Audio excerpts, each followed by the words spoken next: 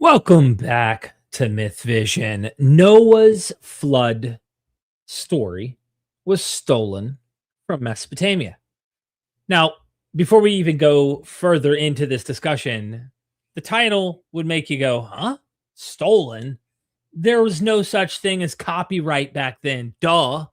Well, of course, that's the academic position, right? Like we all know ancient stories were told and retold. There was no copyright or I'm going to sue you if you copy my story, even though there are examples when you get later in history, especially when you get like Quintilian and others who write around the turn of the first century, who complain about works that seem like they're not artistic enough. They would teach people how to model stuff based on other myths, other stories, and they would want you to be creative enough in changing that story, yet the inquisitive reader is aware of where that story is likely coming from, or at least is aware of the tropes in which this story is told. So they know about the themes, the elements, the tropes. And so it's about being artistic. And so, yeah, you could get in trouble for Xerox copying in the ancient world under certain context. So I want to just address the title. Is it stolen? No. But the reason I titled it Stolen is because there is a framing that happens within Christianity, specifically, and probably forms of Judaism. I don't think Muslims defend the Bible too often on that regard. In fact, they're always engaging and debating with Christians. That is, that Genesis happened in some way, or it's unique, and there is no copying. There is no borrowing. They downplay the significance of the Mesopotamian background to the point where they actually want you to kind of go, it probably didn't borrow at all. Okay. So I'm adding salt to the wound here, and I'm saying, yeah, it borrowed, and it looks like it may have been aware of many different sources. Some scholars argue that it looks like there may be a lost source that's an in-betweeny. It may not be Gilgamesh specifically. It may not be Enuma Elish specifically with Genesis 1. It may not be the Atrahasis Epic specifically when it comes to the Noah's flood, but there's some tradition of material that they were aware of. And most of the scholars I read who are PhD, and I think this is consensus, think that the narratives we're reading in Genesis 1 through 11 are during exile or post-exile under Babylonia or beyond into the Persian period all the way down into the Hellenistic, where they are writing and crafting these stories with knowledge of the Babylonian epics and all these tales. Now, we're going to take some time today and we're going to actually listen to a little bit of this guy, Wes Huff. Now, I know this is an older video, 2022, before he got his rise and shine to fame. But, if you just look at his, title, of course, is Noah plagiarized from Gilgamesh, right? Hyper-specific title here. And no, it's not plagiarized. But the way he formulates the entire video, it's as if it doesn't use or has no knowledge of Gilgamesh. And it's not actually crafting its story inspired by something from Gilgamesh. And I find that tricky. I find that to be quite slippery. I want to lay my cards up front. So we're going to cover some of that. We're going to play a clip here by this awesome guy, Irvin Finkel, I believe is obviously an expert on ancient Assyrian, Babylonian, Sumeriology, if you will. This guy knows his stuff, and he has something interesting to say about people dying and, people who are killed by the flood of the gods in the ancient world. And we're going to get into some of that material here real quick. I just want to see who's in the chat. Kyle, what's up? Dan, thank you for making the critique. Of course, stolen. But you can see why this is a sensitive sore spot. Noah's flood wasn't stolen. It was a parody because the Bible is satire. Critics love this channel. Thank you. Gabriel, hi, Derek. Good to see everyone. Anne Marie, good to see you. Non-believer in the house. Good to see you. Metalhead. And T Rose, good to see you. Love Irvin Finkel. Yeah, we're gonna play a clip of that. I also have a friend of mine, Paul, the Inquisitive Bible reader, who has a video on this. We may actually get to watch some of that. Just to show you some of my sources that I have up. I have Gilgamesh up. Hold on, my computer's talking to me here, and it's trying to. There, I closed it. Okay. I've got Gilgamesh pulled up, and we'll zoom in and crop in closer because I want you to see some stuff for yourself, just to get a close up. Okay. Got some material here we could go over specifically, just showing you the order of some stuff. Books, of course, Irvin Finkel's book. More material that we can go to. Enuma Elish, Genesis 1, if we have the time. I created this because you need to see this. This is the Ark tablet that Irvin Finkel translated. And we're gonna take a zoom in on this. Also, we're gonna look at some books from David Carr. And I, of course, want to shamelessly plug all of these academics. We're going to take a look at another scholar. I would probably butcher the name, but I'll just say Helga. Kvangbig. I probably totally butchered it. Probably doesn't even, the K probably isn't even pronounced. Vanvig. I'm not sure how they pronounce it. The book is on Amazon as well. We'll get to these. Eridu Genesis. We got to read some of that stuff, right? This is some of the PowerPoints that Dr. Joshua Bowen used when he was on a live stream with me, him, and Kip Davis, dealing with the issue of Genesis 1 and Enuma Elish parallels, and why the author of Genesis 1 likely knew and utilized, but also subverted the Enuma Elish. And then we also have another book here. I can't remember which scholar this is specifically.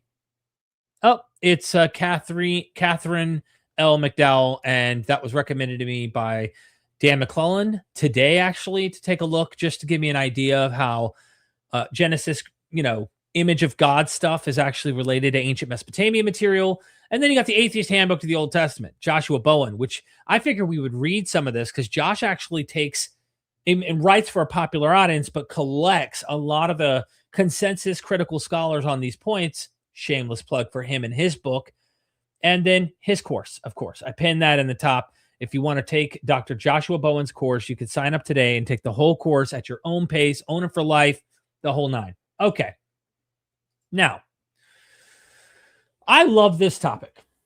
Okay. And so Stacy says, my favorite topic too. Yes. I love this topic. There's so much material. I mean, look, even with the material I brought, and I bring this up to scholars all the time, Adam, Eve, and the Devil, A New Beginning. There are so many interesting ways to approach this material, to consider potential antecedents or common tropes that just may be in the air, whether they're genetic, general, or, something that, they have heard or have an in-between text that we've lost in history, because that's a lot. There's a lot of that. I just find fascination with seeing those ancient texts. Genesis, the creation of mankind, the Garden of Eden with the serpent and all of that, getting to the flood narratives, and then these giants show up. What? Giant who? You get a Tower of Babel. You get all sorts of crazy, interesting storytelling. And I think that's why when I was a fundamentalist teenager in high school reading my Bible, I fell in love because I started where the book begins. And Genesis, not like a lot of Christians do in Matthew and read the Gospels. I read in Genesis, and I started reading my King James Bible, just running through this book. And I realized real quick, I'm there, and I absorbed the stories really easily. Once I got to the Gospels, they weren't as fun to me. Okay, I'm just keeping it real with you. They just were not as fun. And so we're going to have some fun. That's what I like to do. We already got a super chat in the house. Anti-contrarian, thanks so much for the super chat. Could the story of Gilgamesh and Enkidu traveling to the Cedar Forest to slaughter Humbaba be an early Semitic Akkadian polemic or territory claim against the Canaanites that we later see in the Old Testament? That's interesting. From what I understand, the Cedar Forest is in the north, though. So I imagine it's bordering on territory, but I don't think it's in Canaan. And I'm not sure about the geography for sure on that, but I don't think it's necessarily in Canaan. And I wouldn't make a leap without explicit evidence. And first of all, I'm not an expert, so I need to say that up front. But I would be interested to hear an expert think that this is actually Humbaba represents a people. We do have a lot of mythologists, if you will, not just Bible scholars, right? But like people who study mythology and common parallels in mythology who recognize that oftentimes giants or people who are disfigured or other than, like the Cyclops in Homer, may represent people, like a group of people based on that author's standards that are foreign. But I don't know if Humbaba would represent, or Huwawa, depending on the source you're looking at, some people who were other than, and it may be, I don't know if it would be the Canaanites, but it could be. Mind you now, Gilgamesh, it's like a collection of a tradition that develops over time. Even the flood story where we read in Tablet 11 isn't till much later. So like the experts, and I just clarified this with Joshua Bowen earlier, who's an Assyriologist, that the flood traditions come after sometime after 2000 BCE. And but we have earlier Gilgamesh ideas and stories that are floating earlier. So it's like a growing tradition. And I don't know what to do with Humbaba in that regard and how to interpret that particular passage. It's interesting. I like this kind of thinking, even though it's we're not saying that's what it is, right? I like this kind of open-minded thinking in a way, because even when I read about the Exodus of Moses, before the Exodus happens and Moses goes off into the wilderness for 40 days, traversing this very harsh wilderness experience, crossing an unforgiving terrain that, usually you wouldn't make as a human. He passes through. It's like a heroic journey that I think mirrors Gilgamesh in some ways. And I think there are scholars who see even Moses reflecting some of that Gilgamesh epic in many ways. I love that kind of stuff. There may not be a definitive way of proving that kind of material, whereas I think the case that can be made by academics about Genesis 1 through 11, borrowing from these stories we have from Gilgamesh, Enuma Elish, Atrahasis Epic.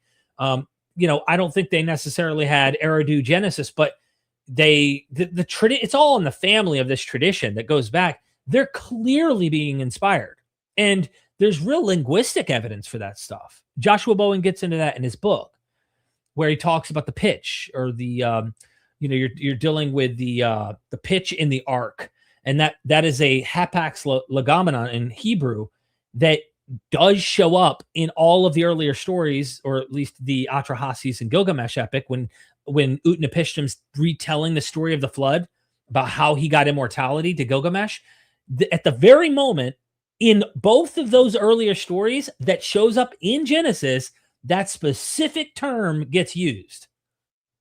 And then you got the 3 birds being let off. Man, wait till we hear the gibberish come out of Wes Huff's mouth about some of this. I mean, it just sounds like an excuse. And the fact that 6.1 thousand people liked the video that he did on this, it's like, yeah, whoo, you saved my Bible. And that's why I did a very triggering title, Noah's Flood was stolen. I did this on purpose. But it's like, dude, this is like, it's the same thing like when he debated, what's his name? Billy Carson, okay? Billy takes it so far, he practically would probably fit this plagiarism model in his debate with him. And then he takes the other way of trying to shield the Bible away from, as if it did not borrow. And it's like, you don't have to have the either or. You can realize there are creative authors who have differences intentionally. The differences do not divorce the source material as if it's not something that it actually borrowed from. It shows divergence from, which may be a theological difference. Not, it's not dependent upon. I think that's unfortunate. So, and we'll address some of the things that Wes brings up in this video as we go.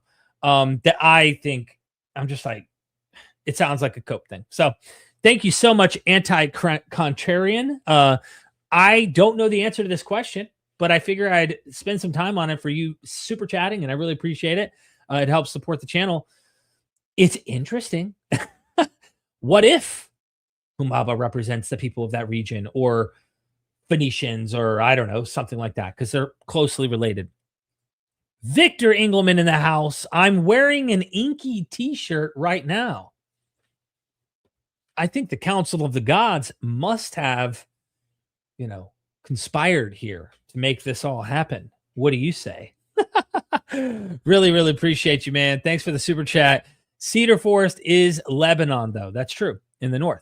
So, yeah, I don't know. Appreciate everybody already. If you want to interrupt, feel free to do so with super chats, and I'll see them. They pop in my face. But I figure we do a little review here and listen to Wes Huff. I am sorry if you have a hard time stomaching some of the things he may say from time to time, but I'm going to make sure it's sped up a little so you don't have to spend too much time. I want you to hear what a well-known apologist who's taken as an authority among so many people, and they just believe what he has to say on this issue. And more people are going to buy up what he has to say because he's on all the big channels now, right? That a lot of people are like wanting to verify and validate their already pre-existing beliefs. So let's hear what Wes has to say.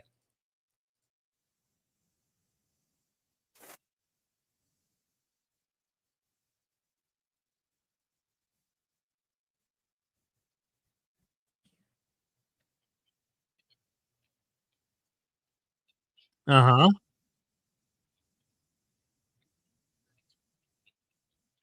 Right. And I hope this is kind of, the music sounds funny because I have it sped up. Is this too fast? Oh, no sound. Mute is perfect. Someone said, I just spent 30 seconds with you guys watching that. All right, let me fix that. I hope it doesn't hurt me because he's got a little music in the background, but we're going to find out. Here we go. Starting it back. I really want to speed it up to 2 times speed just because, but here we go. Many scholars, researchers, skeptics, and laypeople have pointed out that there are stories in the biblical Old Testament, like that of Noah's flood, that are very similar to other ancient Near Eastern stories of similar Yes, content. there are. Some have even gone as far to say that these types of biblical stories were influenced, inspired by, or even outright plagiarized from documents like the Epic of Gilgamesh. Now, there are obvious parallels between some of these other ancient stories and the narratives we find in the biblical accounts. Just as a very quick example, both the biblical flood story in Genesis 6 and the Epic of Gilgamesh have a character making a giant boat to weather a great flood. Both have birds being released. Both have a sacrifice being made immediately after the catastrophe. Yeah. And both have the favor and blessings of the god or gods in question. It's because of these types of similarities that some have accused a direct borrowing from the Mesopotamian story of Gilgamesh by the author of Genesis. The problem with these types of parallel claims is that they only truly exist on the surface. When further investigation... Notice already the problem with these parallel claims is surface. And he spends the rest of this video just trying to give difference, trying to have you focus on the differences. And the differences are what make the difference, right? He points out. And I just think to myself, my goodness. Don't even listen to what experts have to say on this issue. I mean, yes, there's differences. Every scholar in the world knows that. And none of them immediately try to backpedal as if that's just surface level, as if they're not actually dependent or inspired or influenced in some way, shape, or form by the Mesopotamian myths that came before. The scholars don't play that game, but Wes is. Now, why would Wes want to play that game? For his sacred, holy book that he needs to be true. Your guess is obviously as good as mine, and I think we're all going to agree on the same thing. He keeps going. Let's see what he has to say. But I mean, this sounds like already, let's backpedal. Let's back up a little bit. This is getting too hot. Investigation is done, and especially when surveying what scholars of the ancient Near East actually say concerning the accusation, you'll see that outright plagiarism is actually very unlikely. Just to back up, this idea of ancient outright plagiarism. It's unfortunate that the word plagiarism has to be used in this context, right? At least in the opening. If you're just now tuning in, I have already explained why I put Noah's flood was stolen, using very vivid language of taken. There was no plagiarism in the ancient world, but I think he just means copied or borrowed from. I think that's what he actually means. Though when he's arguing with someone else who says word for word or whatever, he can get away with word for word. No one else is allowed to say word for word and not mean word for word. But when he actually is, engaging with people who might be trying to think it's like borrowing directly, like copying every word or something, which isn't the case. You just go read the story side by side. None of them are copying each other word for word in that regard. There may be an occasional time where a later tradition in Mesopotamian stories actually keep a fossil, like they'll keep the name of one of the earlier gods for the same new character, or a character's name still exists within it, which kind of tells you the sources that they're using, right? Genesis doesn't do it that explicit, but I think as the linguistic, the pitch point that Joshua Bowen highlights, other scholars have recognized in Noah's flood count that shows up exactly in the same spot in the story in Genesis as it does in Atrahasis and Gilgamesh. You know, these are clues that make you obviously say, hey, this is a common tradition. They're borrowing. So when he says plagiarism, I think he means like borrowing. And he'll just spend the rest of this time showing differences. Stems from a theory that what eventually became ancient Israelite culture was largely a product of influence from Babylonian society. In the late 6th century BC, the Israelites had been conquered by Babylon. And as you can read in places like the book of Jeremiah, certain Israelite individuals were carted off to Babylon, where they remained for 70 years. This event is well documented both within the biblical Old Testament as well as the archaeological record. A number of key Babylonian, Persian, Judean, and other ancient Near Eastern tablets have been discovered that describe the events during this time, and the presence of the Jewish exiles has been well documented within the historical record. It's this fact that individuals in the past have latched onto as the very— In the past. I mean, you got to understand the way he kind of phrases is like, this is an outdated model or something. He's selling this to people, right, that are buying it. This isn't in the past. This is contemporary 2026 and will be contemporary in 2030 and 2040 and 2050. This isn't going to change. This is exactly what the scholars are seeing. I just don't, when you phrase words like that, and I'm being very peculiar because I know what he's doing and I've already seen the video before I did this live stream. He is literally trying to sell you that that's not what's happening. There's no borrowing seeming to happen here. He uses the word plagiarism or plagiarize, but no, clearly inspired by and borrowed from. And this isn't just people from the past. Clearly people from the past saw this. We're talking about right now consensus. And he's going to say it's not consensus, but that's just outright wrong. Period when they say religious narratives, myths, legends, and folklore from the Babylonians started to permeate and weave their way into what eventually became the biblical book of Genesis. Many alleged parallels were put forward between ancient Mesopotamian stories and their biblical counterparts in an effort to prove that what most of the Bible says was derived from the Babylonian legends. Problems started to arise, however, when ancient Near Eastern scholars started to highlight the differences rather than the similarities. In other words, similarities are easy to find if you really want to find them. If you want to. It's kind of interesting. When Wes first popped up on the scene, I didn't know who he was till he did the video on Neil from Gnostic Informant, and then we had Kip Davis react to this stream, and he mentions a lot of the ancient Near Eastern scholars noticing the differences. And I'm like, how many ancient Near Eastern scholars has Wes talked to? Just kind of curious. Like, I'm not an expert, but the ones that I do talk to who specialize on this stuff, they don't like see the differences and go, you know, the differences between these texts. Yeah, there's nothing. They didn't borrow. Like they don't say that. And even the ones who say it's not a direct descendant, like Genesis is not borrowing from a direct Enuma Elish, like Joel Baden. Joel Baden then adds the caveat of saying, if Enuma Elish was never written, Genesis would not have existed ever. So he's not saying Genesis borrowed directly from Enuma Elish, though there are scholars who do think it, like David Carr, which I recently interviewed, and of course was recommended by Joshua Bowen beforehand to pull up his book, because in his book, he covers some of this and we may get time to get into it. But like, it's just sloppy to me and not actually painting an accurate picture of what the scholarship seems to be saying. That's important to me. I want people to know what the scholars actually say, not make up something to protect your book, but just let the scholars speak. And if they have differences, and they do, let that speak. But they do not disagree on inspiration and influence in this tradition clearly coming down into the Bible, that the Bible is late in regards to this tradition. You can find some pretty fascinating similarities between ancient Mayan and ancient Greek mythology. The same goes for religious ceremonial practices of the Vikings and religious practices of the Aztecs. However, the Mayans didn't borrow and rework Greek mythology any more than the Aztecs did with the Vikings. So I don't personally, I understand he's trying to pull up the Parallelomania card, but really that's unfortunate, because you just got done explaining how critical scholars have pointed out that Jews, if we could just use the term anachronistically, you understand what I mean. The people who are writing and crafting stories here were escorted from the land they were in into Babylon. We have historical records of this. You just gave like really, really clear evidence to suggest these people were under an empire that these stories reigned supreme in.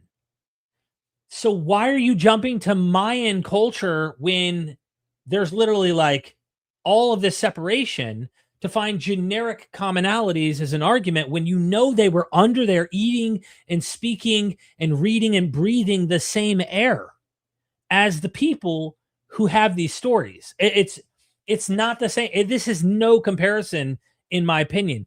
I just don't find that. I find that kind of silly. Anyway, we got a super chat. Victor, I did not see it till just now. Thank you so much for the love and the support. Let me come back to me for a second. You said, I compared Noah and Gilgamesh line for line. The same things happen in the same order. Noah not being a direct copy is ridiculous. Okay. So you think it's a direct copy. You're going to see some things I bring up here on a parallel chart that show where Gilgamesh doesn't have certain things that Noah does, but the Atrahasis Epic does have certain things that Gilgamesh doesn't. And so this makes me wonder if the redactors of P and non-P, as the scholars call it, priestly source and non-priestly source, because Genesis has different traditions patched together. It's not one book. It's not one story. There are different authors clearly writing narratives, and these narratives aren't, compatible in many cases. A lot of them are contradictory or completely separate traditions that aren't meant to be the same exact tradition. You can see developments of that. Genesis 1, Garden of Eden story, Genesis 2-3, or you could see it with the genealogy, for example, with Cain and Abel, but then you have another genealogy with Seth, and that one goes to Noah, right? So there's a different genealogy, and how those play out is interesting. Dan McClellan did some interesting videos recently covering some of this stuff that I find fascinating. But I'm with you in the sense that it's obvious the Bible is inspired, copying, borrowing from Gilgamesh, Atrahasis, these earlier Mesopotamian stories, no doubt. I wouldn't say it's like verbatim in any way, right? There may be some elements that you could say, hey, that pitch thing, you kept that specific term that we find in these earlier stories, and that's a huge giveaway. Or the three birds motif, which we'll get into, that's important, I think. Anyone who's going to study this stuff, you have to really pay attention to that. But yeah, Victor, I'm curious to know what you specifically have side by side and how that looks in a chart. Be happy to see that if you could send that to me, brother. All right, I'm going to keep going here with Wes Huff. Here we go. The geographical and time differences between these types of parallels, although one could easily draw the lines, proves one point and one point specifically. It's easy to ignore the conflict of details and capitalize on the resemblances. It's the differences that make the difference. Correlation does not equal causation. How many times have we heard that from apologetics, right? Now, don't get me wrong. It's true. Correlation doesn't equal causation, but the way it gets used, it gets used as a weapon against actual scholarship that points out really good data to support that Genesis is borrowing. Kind of like how Advil and arsenic both come in pill form, but it isn't the similarities that make the difference when I'm deciding on what to reach for when I have a headache. Oh my God. Philologists study this, and the Babylonian parallels with the biblical stories have pointed out for decades that linguistic parallels between, say, the biblical flood story and something like the Epic of Gilgamesh are realistically more superficial than they are outright. The existence of vague similarities does not then mean that you can necessarily draw a straight line in origin or even influence from one to the other. Now, some might argue that those aren't fair comparisons. After all, there wasn't any cultural intermingling going on between the Vikings and the Aztecs, where there was a clear time, cultural, and religious overlap between the ancient Israelites and other Mesopotamian nations. This is true, and may be a fair objection. However, once it is a fair objection. It is a fair objection. Hate to break it to you, buddy. Just keeping it real. Again, we need to make sure we're taking our crossovers on a case-by-case basis and not still violating the correlation causation fallacy.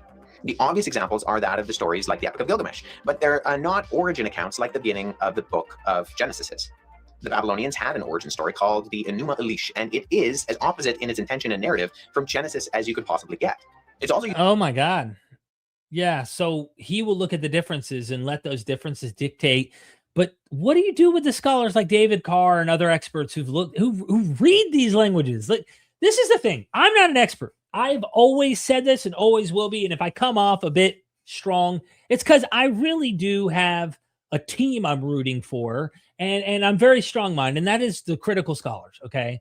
They read Hebrew, they read the Akkadian, they read Sumerian language, they read the various Semitic languages, of course, Canaan, etc.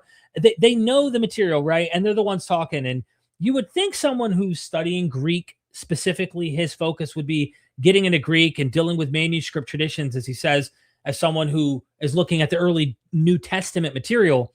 You would think, like, if you're going to school and you know how serious this stuff is and how difficult it is to acquire this knowledge, the experts in that area, you would think someone like Wes, who's going to school, would look at them and go, hey, hats off to you.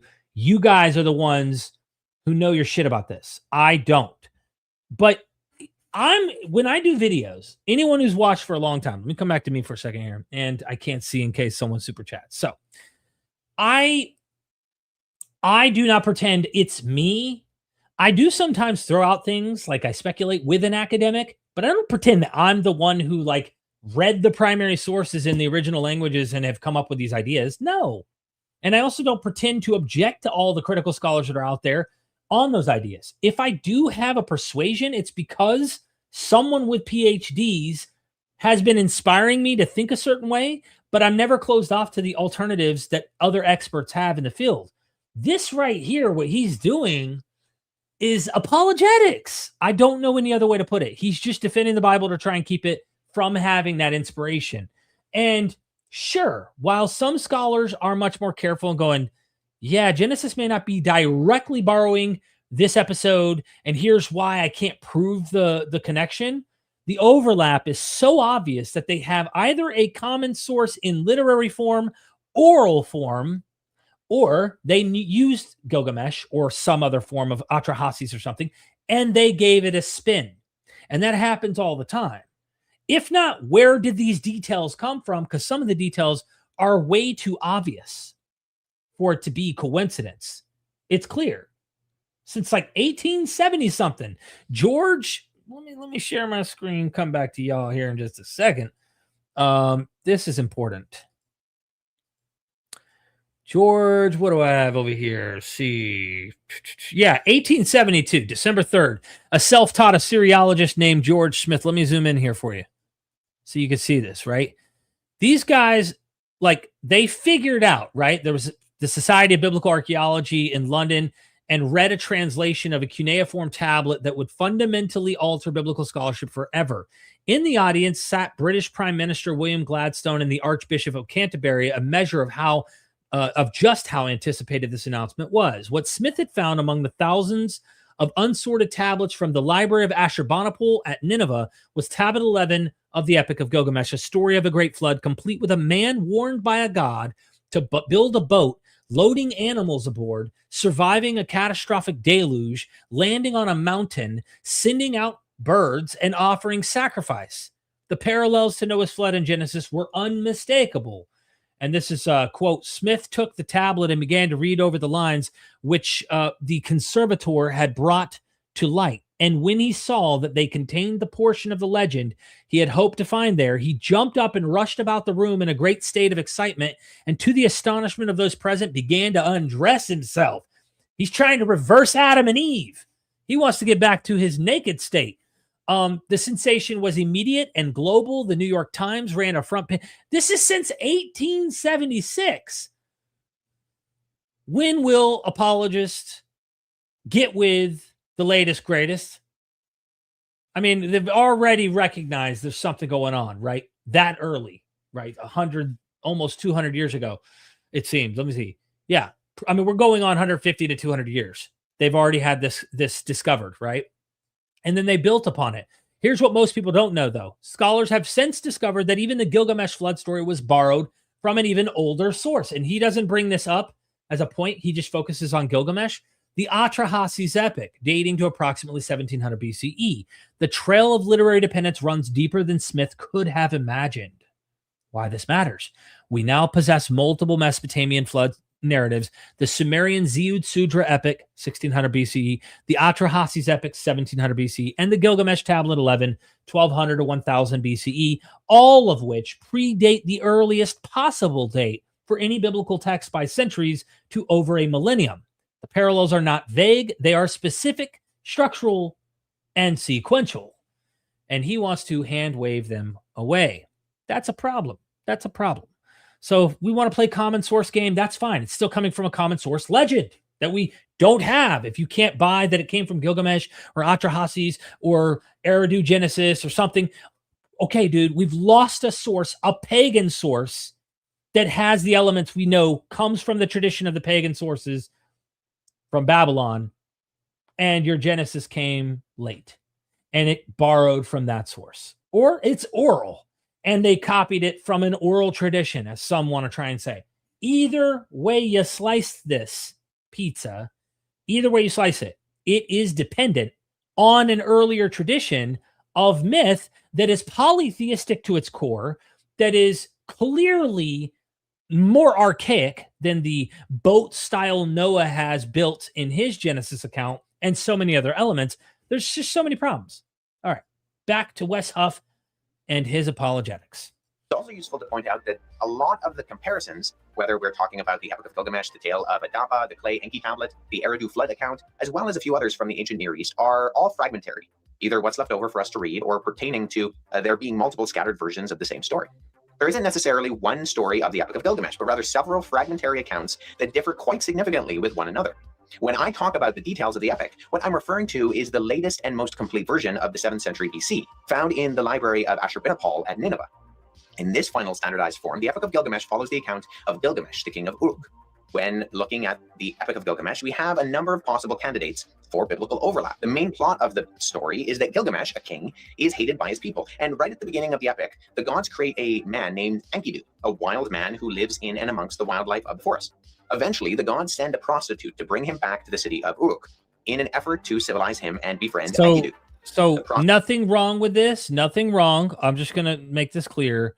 I need to come back to, we're going to get to Enkidu in just a second. I got to show you something, but I want you to know, look, there's nothing wrong with this. He's reading a teleprompt or a script. Okay. So he wants to make sure he probably doesn't make any errors based on what he thinks is accurate here. And I know he is explaining the fact that there is a tradition of Gilgamesh, and we do have a latest version that has a compilation of this together.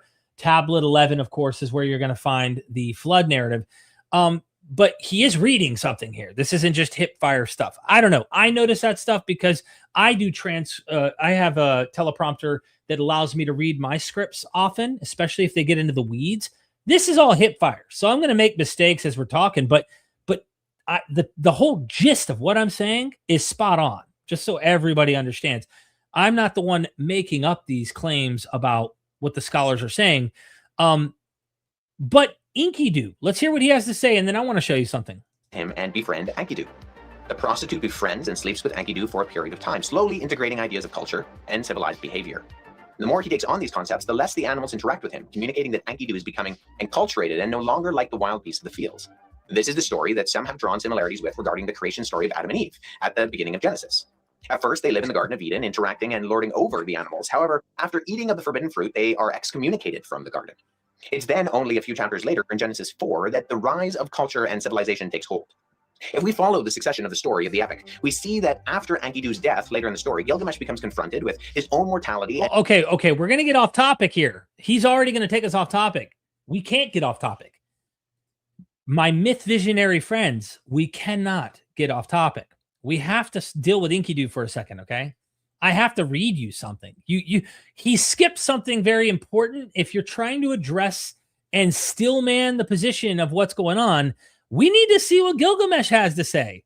So this is important, right? You go up a little bit. Let's go up just to show you. I'm going to zoom in here. Everyone needs to see this. If you had any questions about this, hopefully your thirst is quenched when you see what I'm talking about. All right. So you got these hunters, these hunters are out in the woods. They're in the wilderness trying to get their food. They end up, let me see, a notorious trapper came face to face. Here we are. So I want to show you something. This is important. In the wilderness, she created valiant Enkidu. We need to go up a little higher. There's so much here. Enkidu, when Aruru, let's just go here. When Aruru heard this, she created within herself a Zikert of Anu. Aruru washed her hands. She pinched off some clay and threw it into the wilderness. In the wilderness, she created valiant Enkidu, born of silenced. Notice she pinched off some clay. Okay, so even Enkidu's made out of clay, just like Adam. But let's get into some details you need to see so you can understand this isn't just generic. There's something very important that he missed that is in Gilgamesh. This is a translation of Gilgamesh. I don't know whose translation, but this is Gilgamesh. You can get it online.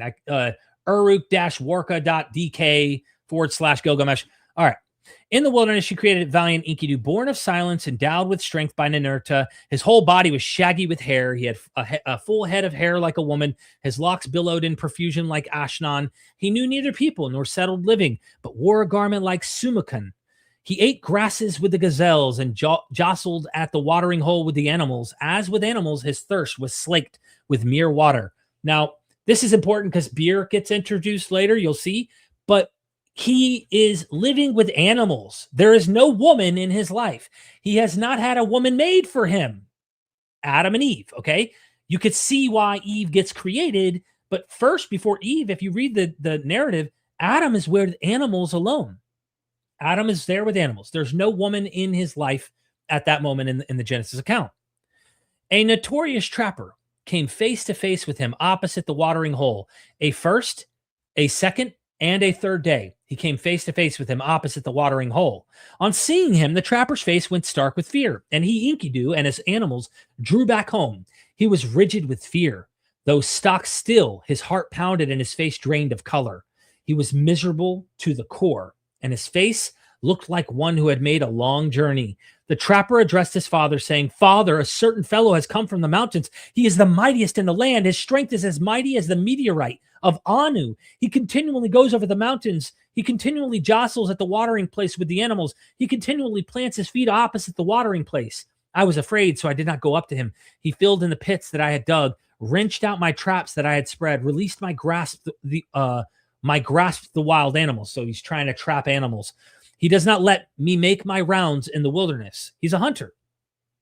The trapper's father spoke to him, saying, "My son, there lives in Uruk a certain Gilgamesh. There is no one stronger than he. He is as strong as the meteorite of Anu. Go, set off to Uruk. Tell Gilgamesh of this man of might. He will give you the harlot Shamhat. Take her with you, the prostitute, with you. This woman will overcome the fellow as if she were strong. When the animals are drinking at the watering place, have her take off her robe and expose her sex. When he sees her, he will draw near to her, and his animals who grew up in the wilderness will be alien to him." So the animals won't be his companions any longer once he consummates this relationship with this woman. He heeded his father's advice. The trapper went off to Uruk. He made the journey, stood inside of Uruk, and declared to Gilgamesh, "There is a certain fellow who has come from the mountains. He is the mightiest of the land. His strength is as mighty as the meteorite of Anu." He continually goes. It usually repeats. That's just how this epic goes, which is poetic and it's fun. Okay, we're going to skip that since we already read that. Gilgamesh said to the trapper, "Go, trapper, bring the harlot Shamhat with you. When the animals are drinking at the watering place, have her take off her robe and expose her sex. When he sees her, he will draw near to her, and his animals who grew up in the wilderness will be alien to him."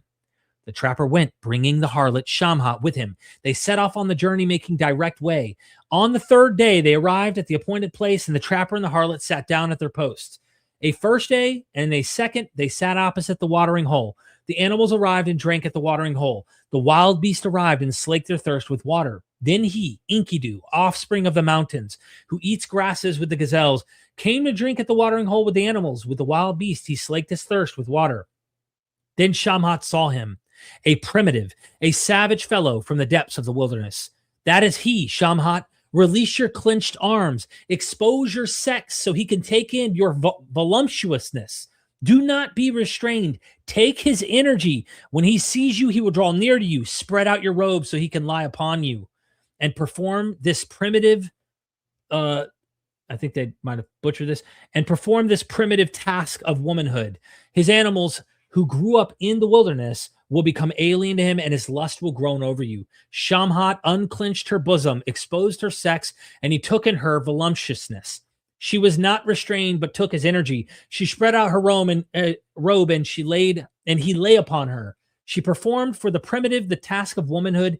His lust groaned over her. For 6 days and 7 nights, Enkidu stayed aroused and had intercourse with the harlot until he was sated with her charms.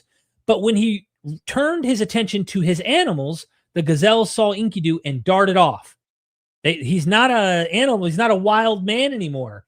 This guy is changed. Something happened to him, right?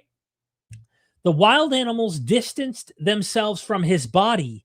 Enkidu, his utterly depleted body, his knees that wanted to go off with his animals went rigid. Enkidu was diminished. His running was not as before. But then he drew himself up, for his understanding had broadened. Turning around, he sat down at the harlot's feet and gazed into her face, his ears attentive as the harlot spoke. The harlot said to Enkidu, "You are beautiful, Enkidu. You are become like a god." Enkidu, in the process of the woman and, of course, the intercourse, has no longer the wild nakedness nature he once had with the animals in the wilderness, is now becoming civilized, is now becoming a human. And the woman causes him to now become like a god. Now, I understand Genesis is narrating this differently. But that key moment here, when Wes Huff is explaining this, that he has become like a god, that very, very detail, even if you think, I'm sorry, it's too generic, is important to mention. Because those elements are no doubt earlier than Genesis and obviously inspiring in some way the ideas we find in Genesis. Even if you weren't bought on a direct dependence on Gilgamesh, this theme in Mesopotamia, becoming like a god, the whole nine, is what Genesis is borrowing from and trying to subvert in many ways. It is reacting and making a difference. That's the whole point. But it won't make a difference if it isn't imitating the tradition. You can't just say it's not only different, but it's also making a difference from the prior theology that is known in the Babylonian Empire that we were conquered by. It needs to have the similarities in order to emphasize the differences. That is the point of Genesis 1 through 11. And what I think every scholar, even the ones who don't think it's genetically copying this particular text, all the consensus agrees on this. There's not a single critical New Testament or Old Testament scholar that I know of who denies this, unless you were finding them at a seminary and they're apologist or something. I can't imagine a real serious academic who knows Hebrew Bible ever denying the ideas that I'm describing here. They may deny Enuma Elish, direct dependence, Gilgamesh, direct dependence, Atrahasis, direct dependence. They do not deny the tradition. They do not deny that this is borrowing from that Mesopotamian stuff. So I wanted to emphasize that. Now back to you, ladies and gentlemen, just to make sure I catch you guys. Look, idiots in the chat here. We got people who have no clue what they're talking about right here. Literally. You can't say it was stolen. You missed the beginning. I did say it was stolen on purpose.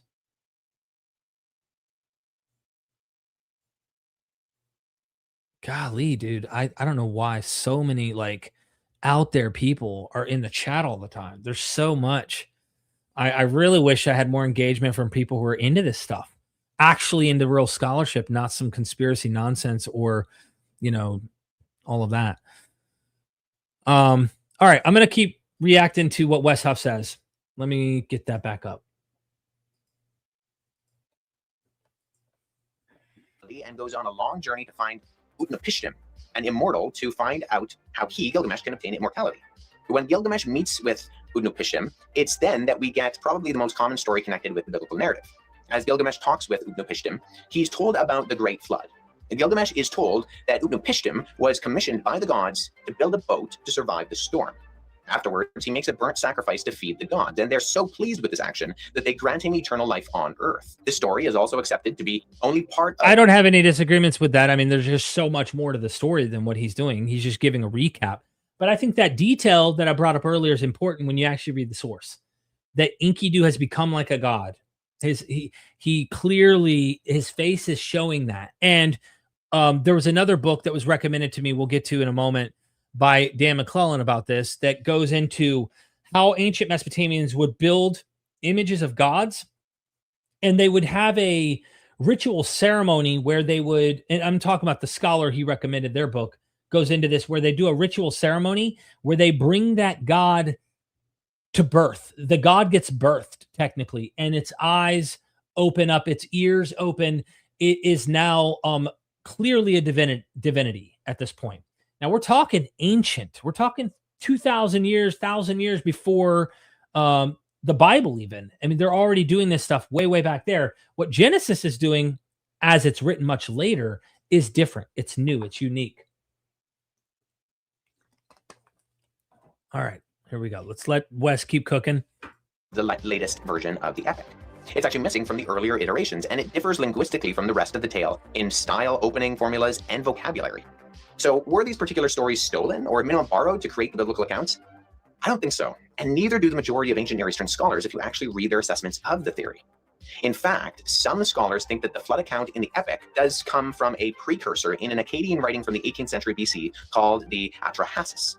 Whereas the parallels are surfaced between Genesis and Gilgamesh, many of the stylistic choices, grammar, and syntax from the late version of Gilgamesh match with the Atrahasis word for word. We can be confident that the biblical authors didn't borrow from Gilgamesh, as Gilgamesh appears to be from the... So he's trying to show that Gilgamesh is dependent on... So here is Wes Huff, right? Notice the move here. Genesis isn't borrowing from Gilgamesh, but he's quick to point a scholar, quote a scholar, and you saw this, right? Let me go back here. I wonder if this scholar that he quotes, which I would love to go look up, this scholar right here, Jeffrey Tigay, The Evolution of Gilgamesh Epic, 214 to 220. I seriously wonder if this scholar would agree with him that Genesis isn't inspired by Gilgamesh and Atrahasis and Enuma Elish maybe on Genesis 1. Would he disagree with David Carr? Would he disagree with many of these scholars who actually are highlighting this material? John Day? What about these guys? But notice Wes is very comfortable with saying, yeah, Gilgamesh is borrowing from Atrahasis, which he's correct on. But like, there's this immediate distance between Genesis and that material. But like, nobody has a problem with the traditions borrowing from each other and going back. Of course, that's not a problem. It's only a problem when it's the Bible. It's crazy to me. Are surfaced between Genesis and Gilgamesh. Many of the stylistic choices, grammar, and syntax from the late version of Gilgamesh match with the Atrahasis word for word. We can be confident that the biblical authors didn't borrow from Gilgamesh, as Gilgamesh appears to be from the Atrahasis. If for no other reason, then we have a long and storied history of the Jews, and particularly the Jewish scribal community, being completely repulsed by the ancient paganism around them. Stories like the Epic of Gilgamesh are narratives that specifically claim that the rule and authority of gods are prominent over Yahweh. Not only that, but for the Israelites to look at a story about a wild man who is created by multiple gods and a prostitute sent to seduce him, and then do a bait and switch with those characters, transforming them into a perfect man and a perfect woman, set up to be priests and representatives of the Almighty God in his sacred garden, rather than a wild man and a prostitute, seems, for lack of a better way of putting it, silly to me. The whole narrative about Enkidu dying, Gilgamesh pursuing eternal life, which he finds out he can achieve temporarily by swimming to the bottom of the ocean to find a plant, which is then stolen by a snake while he sleeps, and then that plant is believed to be replaced by the Israelites, who are stealing the story with a tree and fruit, move to the beginning of the story, not the end, and then the snake doesn't steal the life-giving plant like in Gilgamesh. He simply talks to our main characters in the biblical story and convinces them to eat of a different fruit from a different tree. And that's not even mentioning a whole host of other details that are essential to the epic, but that we don't find anywhere in the Bible. You know, I really, really would be curious to see someone read Gilgamesh and then read Atrahasis and see how different they are. Let's highlight how many differences there are between Atrahasis Epic that he just confessed is clearly the antecedent for Gilgamesh, and then see how many differences Gilgamesh has in his narrative form and the differences and how they're not the same. And then once we do that, maybe he'll change his mind and stop saying Gilgamesh is dependent upon Atrahasis. I mean, how silly of Wes to think that this would be borrowing, since there's so many differences between what Atrahasis Epic story tells and then what the Gilgamesh story tells. Duh. I mean, Come on. Using the same logic, you'd run into a problem. But there's so many issues at the end of the day that scholars point out that he's not addressing in this quick video. And I think that's why we're going to have to turn to some of these scholars and get what they have to say. Problem is the theory that the ancient Israelites stole, borrowed, or outright plagiarized these types of ancient Mesopotamian narratives operates on making a whole lot of... So he literally, just notice, this is why I titled my video Stolen, okay? Because I watched this before I actually made the video. That the ancient Israelites stole, borrowed, or outright plagiarized these types... Stole, borrowed, or outright plagiarized. So he puts borrowing in the same vein as stole or plagiarized. That's why I titled my video, "The Noah's Flood Was Stolen." And if you look, I have scare quotes, of course, on the title. The whole point is, no, this gives it kind of a motive of like a negative motive, right? Maybe Wes is responding to like internet atheists who might use this to try and weaponize, I stole it. And it's like, no, it is clearly a common story that people would adapt and change. And we know this, even all the way down into the Alexander Romance legends. They're borrowing Gilgamesh to write the Alexander legends that we read about. Gilgamesh is like the template for it. So that's way into the Common Era even. This goes down all the way to the time of the Quran. And that's how important Gilgamesh was. So notice if you go read that story, he would just see the differences. And would he defend the Alexander Romance legends as not lifting from Gilgamesh? Well, they're so different in so many ways. Instead of a plant, it's a fish that gives immortality. There's so many things you can see that are differences. That would make him run away, or would he be okay with it like he is with Atrahasis and Gilgamesh? Because it's not Bible. It's not canon. It's not my Protestant sacred tradition that I have to have these 66 books protected and not be inspired by outside sources.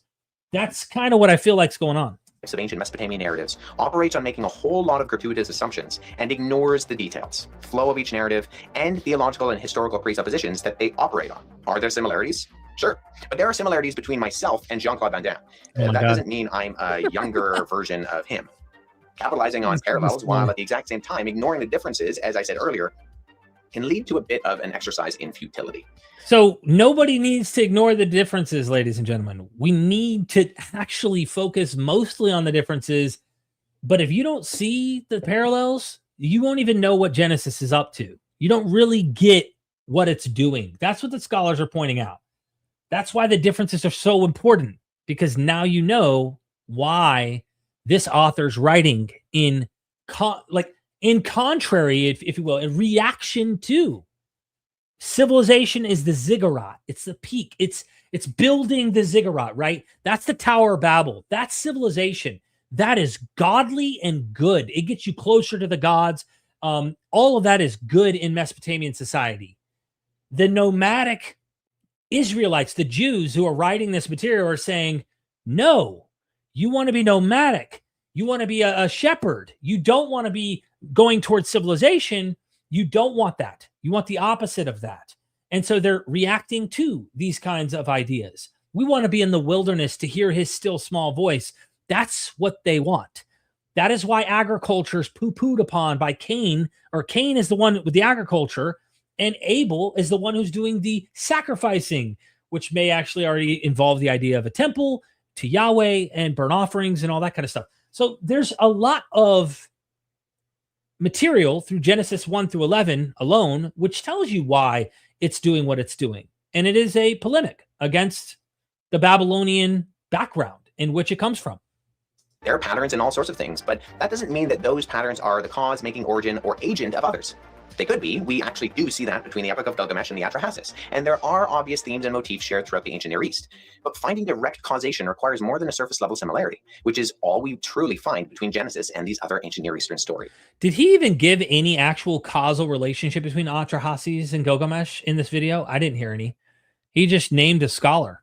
Well, I can do that really, really well. And in fact, I brought like 4 different scholars to the table, but specifically addressing this, 2, and one that, well, actually 3, and one that really gets in the weeds. And it's probably the most exhaustive account of precursors to the Genesis account for these legends, these myths that we're reading. And that proves my point. No, we're going to have to read what the scholars say about it. And I'm not saying he couldn't have. He could have probably elaborated on that and shown what that scholar says, but he ignored what actual scholars have to say about Genesis and just gave his own little, like, don't worry, ladies and gentlemen, it's cool. Genesis isn't borrowing. He used the word stolen and plagiarism, so I had to use it, and I did. All right, let's go. Instead of playing that little outro, I want to go over to some sources. We've already read Gilgamesh just in one spot, and if you have not read the Epic of Gilgamesh, if you have a hard time reading books, some people do. I mean, people are watching YouTube, are getting entertainment and enjoyment that way. I have a video where I actually go over the entire Epic of Gilgamesh in like not every detail of the story, but I do go over, let's see, Gilgamesh. Oh, what happened? What did I just do? Bear with me. Okay. Myth Vision Gilgamesh. I'll put it in the chat. But I narrate the actual story here, the Epic of Gilgamesh. It has over 500,000 views from 1 year ago. And I cover this, and at the end, I take some time to show you some parallels between the Bible, and these parallels are actually what scholars have highlighted, some interesting parallels. I'll put this in the chat. And if you haven't, I recommend it, because I almost came to tears listening to the Epic of Gilgamesh. There was so much human connection that I had to the story of that epic that just really made me go, wow, everyone in the world needs to know this story. So I put that in there so you can actually check that out and listen to me narrate. I try my best to get really emotional with it too, so you can try to feel the emotions of the author. Let's go back to this actually. So if you haven't read Irvin Finkel's book, The Ark Before Noah, Decoding the Story of the Flood, Irvin Finkel is awesome. We're going to hear him say something quite interesting actually at the end of this Lex Friedman episode. So let's start it back here, 20 minutes. And you really need to know this because he has an interesting way of interpreting what's happening in the flood narrative. Authentic to really connect with people. Well, you couldn't pull it wool over their eyes. I mean, you know. Well, I wish many of the films in Hollywood today would have the same level of rigor. Rigor is one of the things lacking in the world. By the way, I forgot to ask, why was the flood myth focused on noisy people? Well, it can't really be noisy. I tell you what the explanation is. It's something quite different. Before the flood, the gods had not created death. Notice this. This is before the Bible. Death hadn't entered the world with, Adam and Eve, death enters the world, right? In the earlier flood traditions, death did not exist. So there's all these humans we've heard, they're just angry because they're loud, right? Irvin Finkel says death hasn't been created yet. It hasn't happened yet. So humans are probably reproducing, making tons of noise because there's too many of them because they can't die off. It's like population control, if you will. And this is what he seems to be implying. So I think the noise was a reflex of the fact there were just too many animals, too many people, and they had to do something about it. So it's a sort of euphemism, so to speak, because after the flood, at the end of the tablet, not my tablet, but the other ones, where it's still broken, it says there's a tantalizing thing where they create barren women and who can't have children, and men who can't have children, and priestesses who don't have children. Listen to that. So after the flood, at the end of one of the tablets that are often broken off, and the tablet he said he has, it's saying the gods after that flood create barren women, barren men, barren priestesses, people who can't reproduce. And this is an explanation for maybe the fact that there were too many people and it was like population control by the gods. That's why they're noisy. It wasn't the noise itself. It seems it was the fact that they couldn't die out and there's too many of them and they got to find a way to get rid of humans. That seems to be the explanation. Yes, they're noisy. It probably did irritate Enlil in his high holy place saying, damn it, I can't sleep, because the gods slept. They would rest, just like the God in Genesis rests after his creation and whatnot. And every seventh day they're supposed to rest. This Sabbath meaning rest. And they institute in society some figures who will not reproduce the species. So it's actually a rather sophisticated Malthusian kind of philosophical position. It's remarkable. So that the noise means there's so many of them. Not that they're actually so noisy that we can't hear ourselves think. So there's a lot there. I thought that was a really interesting clip that is on Lex Friedman's YouTube channel. And I want to go back to, without having to play, some of the material I brought. So we got Gilgamesh. We've got the Atrahasis stuff. And here's a chronological case of who wrote what and when. Timeline of the flood narratives. The earliest attested dates. So you have the Sumerian Kings list, which references a flood as his historical divider, right? 2100 to 1900 BCE. It's the earliest written references to a great flood, and it distinguishes before and after the deluge. You have the Atrahasis Epic, Old Babylonian version, which we've been talking about. It's the oldest flood narrative with creation plus flood. The Ark tablet is from the same tradition. Let's look at the Ark tablet that I made a visual of, okay?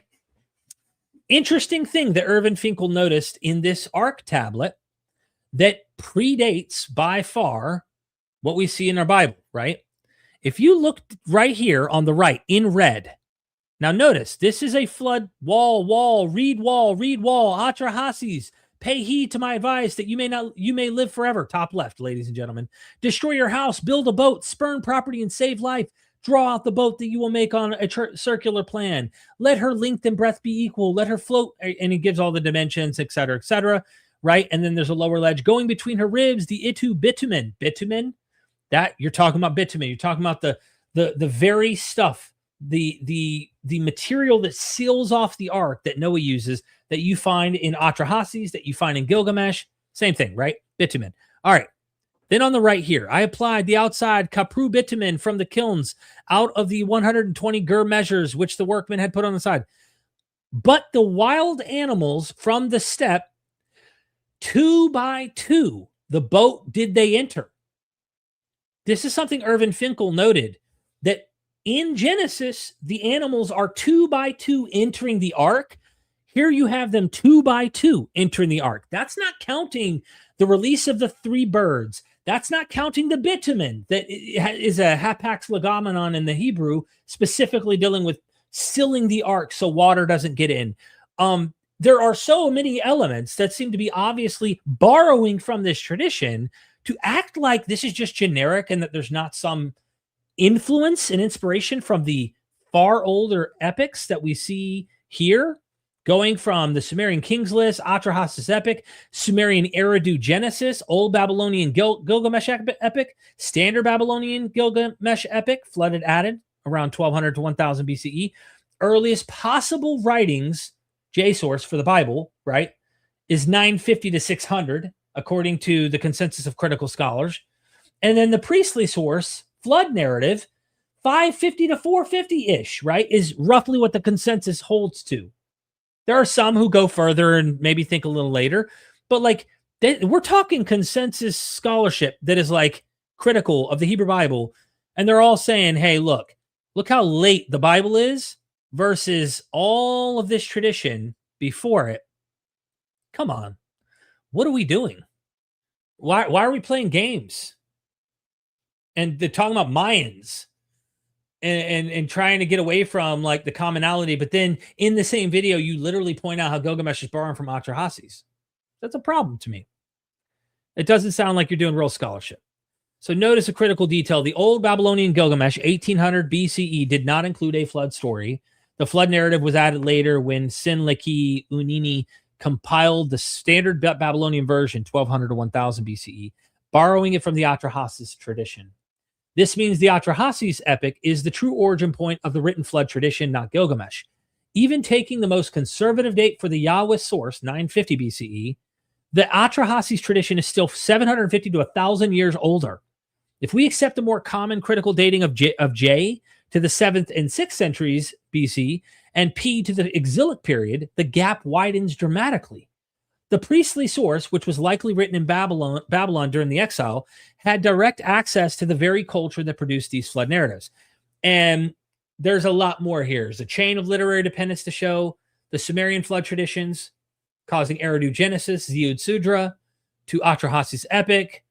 Then you get this Epic of Gilgamesh Tablet 11, and oral and scribal traditions circulating throughout ancient Near East.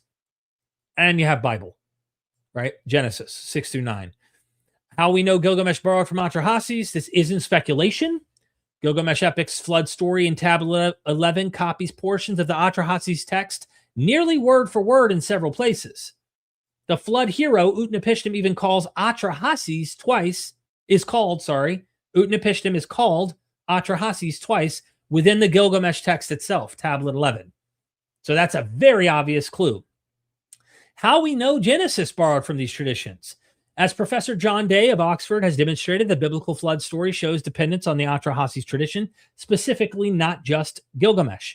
The evidence is structural, not superficial. Third-person narrative voice. Atrahasis tells the flood in the third person, as does Genesis. Gilgamesh changed it to first person, Utnapishtim narrating. If Genesis only knew Gilgamesh, it would have had to independently change it back to third person. Far simpler to assume Genesis knew the Atrahasis tradition directly. Flood follows creation.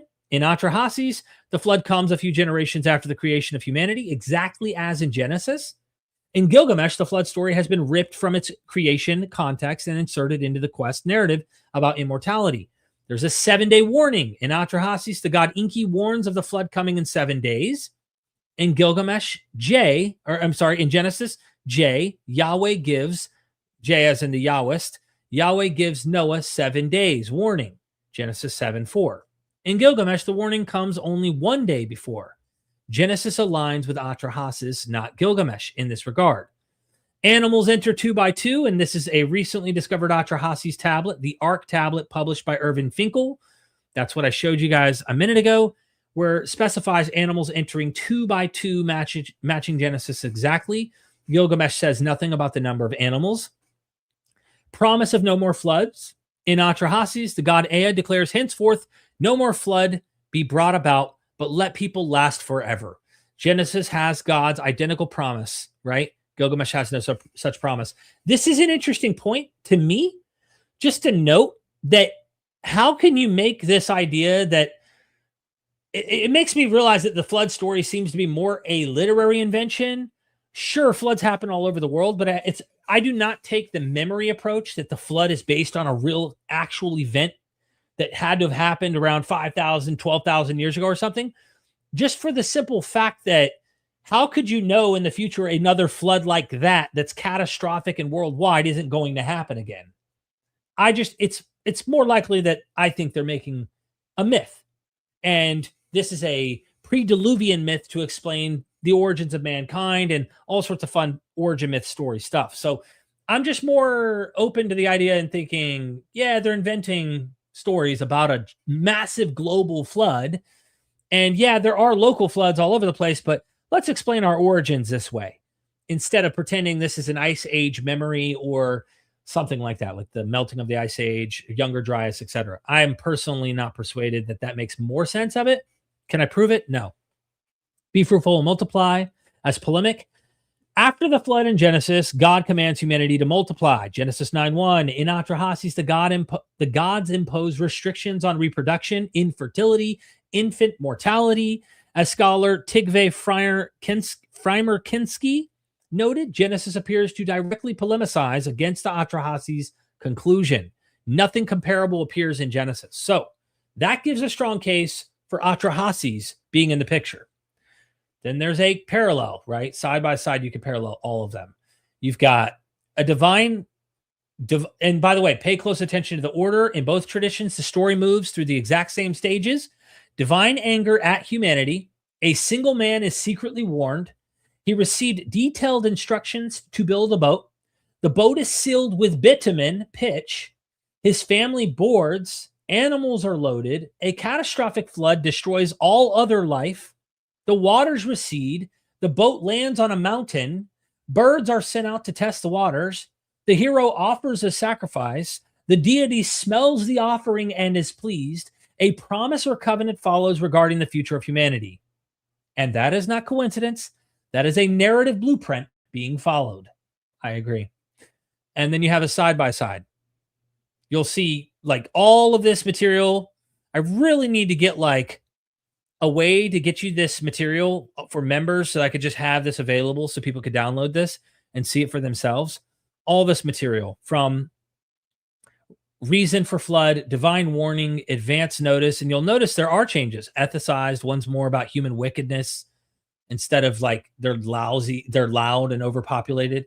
Divine warning, advance notice, command to build, building materials, animals loaded, family brought aboard, doors sealed, catastrophic flood, boat lands on mountain, birds sent out, sacrifice after flood, God smells the offering, promise no more floods, post-flood humanity, heroes reward. And the other interesting thing about this, because there's a lot more material here, is how the lack of data in the prophets talking about Noah, talking about Adam, like this seems like a later story, even from the prophet's perspective. You would think they'd mention more about these early antediluvian characters and stuff. They don't really waste their time at all. It seems they don't know about them yet. So this might be just evidence of a later or a completely different tradition that they had no clue about. And it goes on and on. Okay. Let me come back to you for a moment before I continue. Okay, Victor in the house. Thank you so much for the super chat, Victor. You said, I'm selling a book, Jerry Potter, exactly the same as Harry Potter, but the wizard is named Jerry. The difference proves that it isn't plagiarized. Victor. And then Victor back again with another super chat. Thank you, Victor. Two of every kind. Vinidad Vargard, 228. I don't know about Vinidad Vargard. What is that? Vinidad Vargard 228. Is that like a, I don't know about this. Is that like a scholar or something? Or is there some source? I'm not really sure. Help me out, Victor. What is this? I wish I knew what you're talking about. All right, let me go back over here while I wait for you to give me some more data. So again, get Irvin Finkel's book. And I've got something about Enuma Elish in Genesis 1, but it's not the topic of today, just to show you the parallel patterns. And if you're interested in actual scholarly take, I did a live stream a while back addressing this problem that Wes Huff brought up with doctors Kip Davis and Joshua Bowen on this very issue about what's going on in Enuma Elish and Genesis, highlighting the similarities so that you can also then see the differences and why they're so different. And all of that is noted here. So there's a lot of interesting stuff. Again, you might want to take a screenshot of this. I got the translation from Irvin Finkel's book.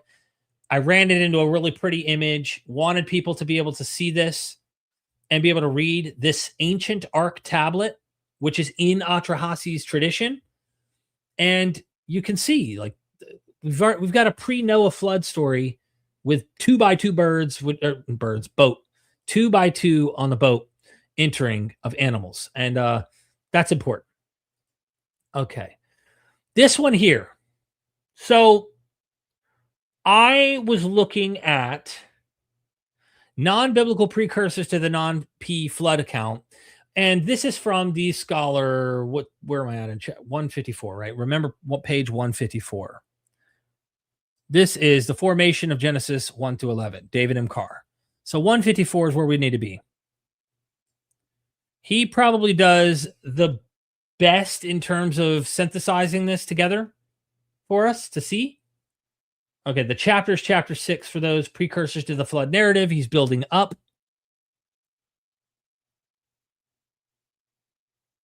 And we'll zoom in a second. I just want to get to the spot. You got the relation of the P and the non-P flood narratives.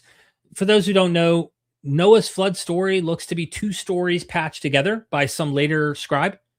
They're not the same. There's two different accounts put together, just like Genesis 1 and Genesis 2 through 3, just like Genesis 4, the genealogy of Abel or Cain and Abel, and the one with Seth. They're two different traditions by different authors. You see them patching together different stories. Non-biblical precursor to the non-P flood account. And he did it to the P account too.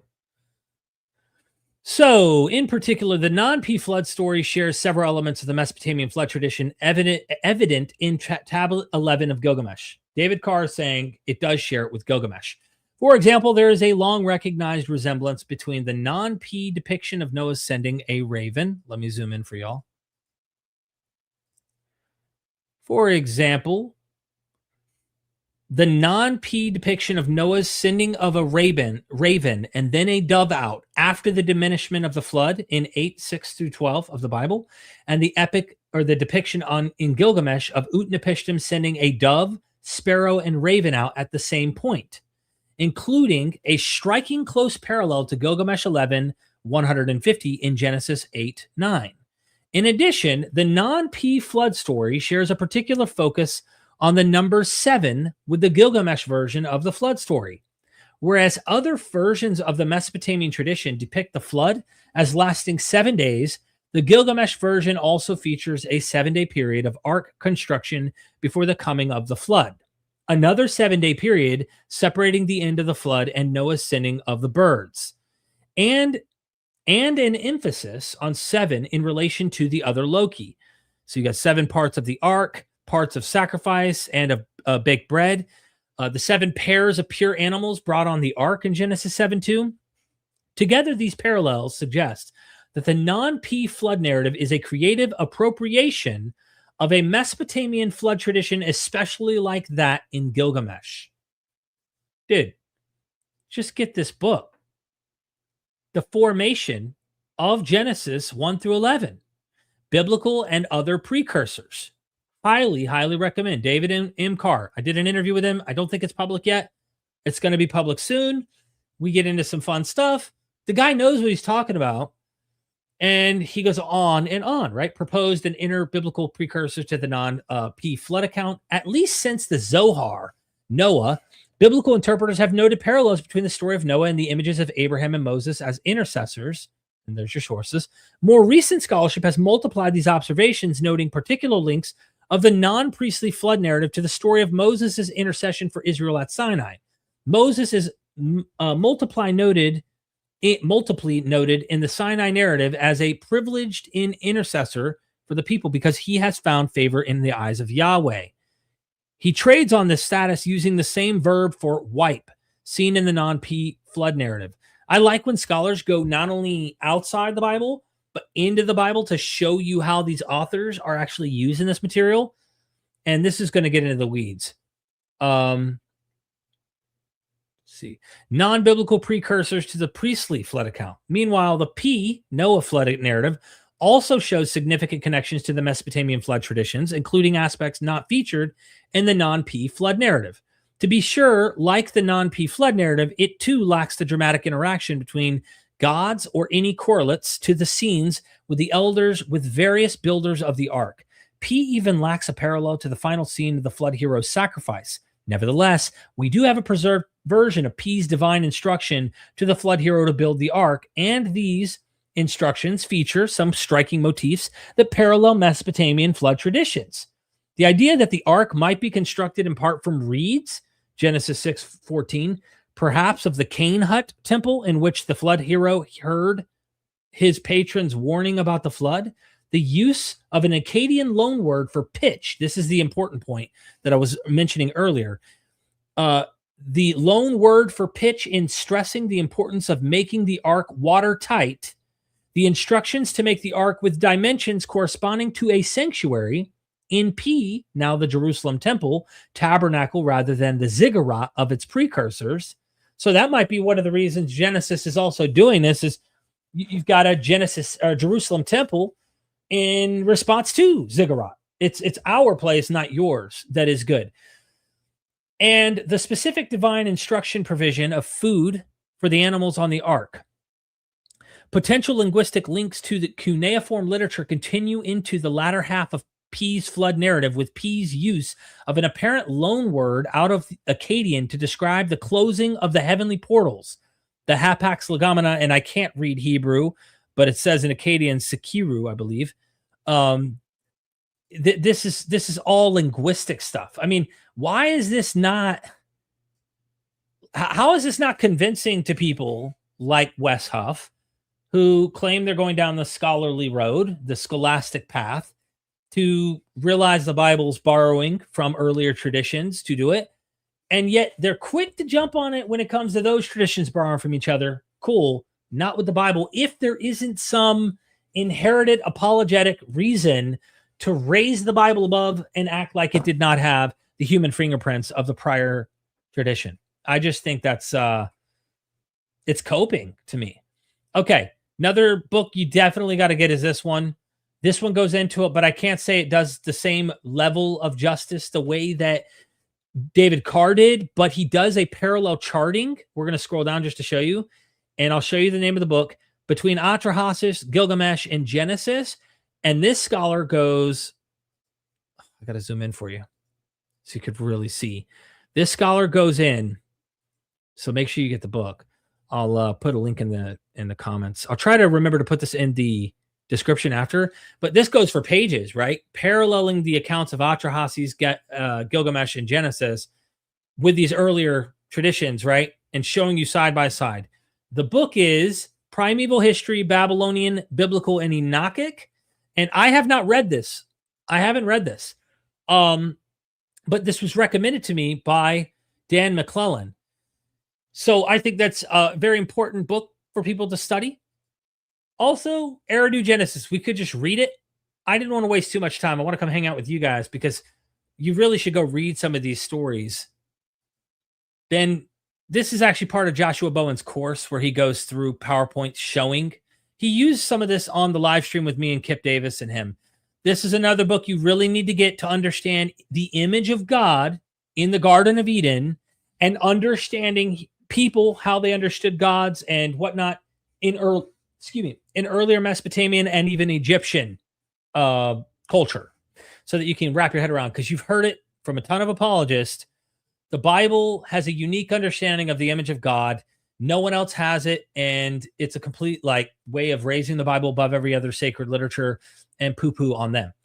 This is the book, The Garden, the image of the garden in the image of God in the Garden of Eden, creation of humankind in Genesis 2:5 through 3:24 in light of Mispi. I'm going to butcher this, but this was also recommended by Dan McClellan. And another book, this one, I'm the one recommending it because I think it's important we read some of this. All right. And this is none other than Joshua Bowen. So the Atheist Handbook to the Old Testament. If you haven't already, I've done 1,000,001 interviews with Dr. Bowen. And he wrote this book and pretty much synthesized all sorts of scholarship. You can go to his bibliography, Genesis 6 through 9, the worldwide flood. And we've all seen this, right? He covers the pitch. I would read this, but I really want to come hang out with you guys. He covers all sorts of stuff. There's so many antecedents in Mesopotamia for every aspect just about you see in Genesis 1 through 11. Just about. I think there's a few things I've noted that you see in the Greek tradition of Deucalion that you can find in Genesis that you don't find in any existing prior material, which means maybe there's a common source. Maybe there was an ancient Phoenician tale that we don't have that was an in-between ground of these traditions. I don't know. Either way, Genesis was influenced without a doubt on the earlier Mesopotamian tradition, just as the Greeks were. So, fun stuff, huh? Golly, I would love to read all this, but I really don't want to leave you guys bored. Get the book. If you care about what we're doing here, get the book. Take his course. You can go to the mvp-courses.com. I pinned it in the comments on this video. And myths borrowed by the Old Testament. He goes through Canaanite myths. He goes through Mesopotamian stuff. It's in high quality. You own it for life. You take it at your own pace. It's all in video form as well. I believe there's some downloadable materials in there. And yeah. One other thing we could do in a little while, we might check it out, is my buddy Paul, the Inquisitive Bible Reader. You really have to subscribe to this channel. We might check out the Genesis flood sources and Mesopotamian background, because this guy has edited some of my videos in the past. I've paid him to help me edit some of them. My gosh, he has done fantastic work helping Myth Vision not only with scripting some of the content, but also editing some of the videos. Brilliant, brilliant mind. All right, I'm back to you, ladies and gentlemen. Back to you. Victor, Vinidad, Fargard, 228 is the Zoroastrian Avesta. Ah, okay. So I need to see that. Zoroastrian Avesta.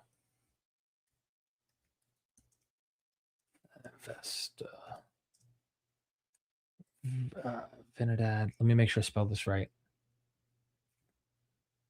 Vinidad. Fargard. Vinidad Fargard. 228. There we go. Let's see what it says. Oh, it's going to be kind of beefy here. And that's pretty small to read. Yima, Jamshed, and the Deluge. So there's the Deluge and the Zoroastrian stuff. Translated James Darmestater. Synopsis: this Fargard may be divided into two parts. First parts 1 through 20. Ahura Mazda proposes to Yima, the son of Vivengat, to receive the law from him and to bring it to men. On his refusal, he bids him keep his creatures and make them prosper. Yima accordingly makes them thrive and increase, keeps death and disease away from them, and 3 times enlarges the earth, which had become too narrow for its inhabitants. Second part, 21 to the end. On the approach of a dire winter, which is to destroy every living creature, Yima, being advised by Ahura, builds a Vara to keep there the finest representatives of every kind of animals and plants, and they live there a life of perfect happiness. It's difficult not to acknowledge in the latter legend of Zoroastrian adaptation of the deluge, whether it was borrowed from the Bible or from the Chaldean mythology. The similitude is so striking that it did not escape the Muslims. Look how they spell Muslims. Look at this. It's so funny to see how some people will spell certain names Muslims. And Macaudi states that certain authors place the date of the deluge in the time of Jamshed. There are essential and necessary differences between the two legends, the chief one being that in the monotheistic narration, the deluge is sent as a punishment from God, whereas in the dualistic version, it is a plague from Devas. But the core of the two legends is the same. The hero in both is a righteous man who, forewarned by God, builds a refuge to receive choice specimens of mankind, intended someday to replace an imperfect humanity destroyed by a universal calamity. So it'd be interesting to see what critical scholars have to say about this particular story. Be interesting. Thank you for the super chat. Spiritologist. Do we have a date for when the Bible flood? That's a great question. Exactly when do they date it? Let me actually see, because I imagine they work off of the timelines. So I'm asking ChatGPT, if we worked backwards with the genealogies in the Bible, what date was the flood of Noah? Or how old or how long ago? Let's just do that too. Let's see if it helps me understand. All right. So it's saying you have, okay, I'll give you the 3 historically recognized calculations. So there's 3. Masoretic text, the Bible used in most modern Bibles, Septuagint, LXX, the early Greek, and then you have the Samaritan Pentateuch. These genealogies do not agree, and that's the whole point. So even in the 3 Bibles we have, we can't even really be overly confident on the exact dates. So the Masoretic text date of the flood, according to that, it says 2348 BCE. This date was famously calculated by Bishop James Ussher in 1650, remains the standard date for young Earth creationists because it follows the Masoretic text numbers exactly. How old would that make the flood? 4,374 years ago, counting from 2026. Then the Septuagint is 3,298 BCE, which would be 5,324 years ago. So almost 1,000 years older than the Masoretic text. And then the Samaritan Pentateuch dates at 2900 BCE, 4,900 years ago, which is kind of in between. It's closer to the Masoretic maybe, but it's kind of in between both the Masoretic and the Septuagint. So you get 3 different dates on when the flood supposedly happened according to the Bible's own textual manuscript traditions. They don't agree. based on their genealogies. That's why I love critical scholarship, you know. Which is it, my friends? Which is it, historical believers in the flood? Which text do you go with? The Masoretic? Do you go with the Septuagint? The Samaritan Pentateuch? You know what I mean? Like, so problems, either way you slice it. I didn't read the verse. Well, let's see. This is a long. Let me see if I can't find it. I mean, hopefully I can find it. Let me back out a little bit on this. Bear with me. All right. Let me see if I can't find it on this page. 228, right? Should be under 2 and then 28. Thither thou shalt bring the seeds of every kind of tree, of the highest size and sweetest of odor on this earth. Thither thou shalt bring the seeds of every kind of fruit, the best of savor and sweetest of odor. All those seeds shalt thou bring, 2 of every kind, to be kept inexhaustible there, so long as those men shall stay in the Vara. So you got the 2, again, like the 2 of each kind showing up here in the Avesta. Interesting.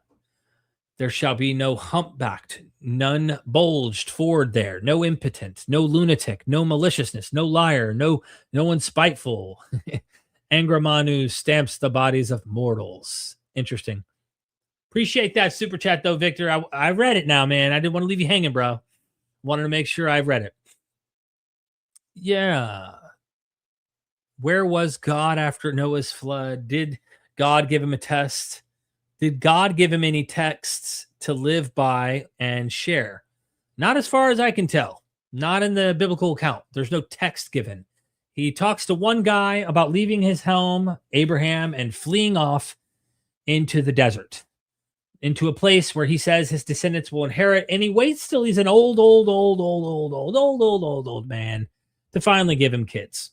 You know, and his name was Abraham.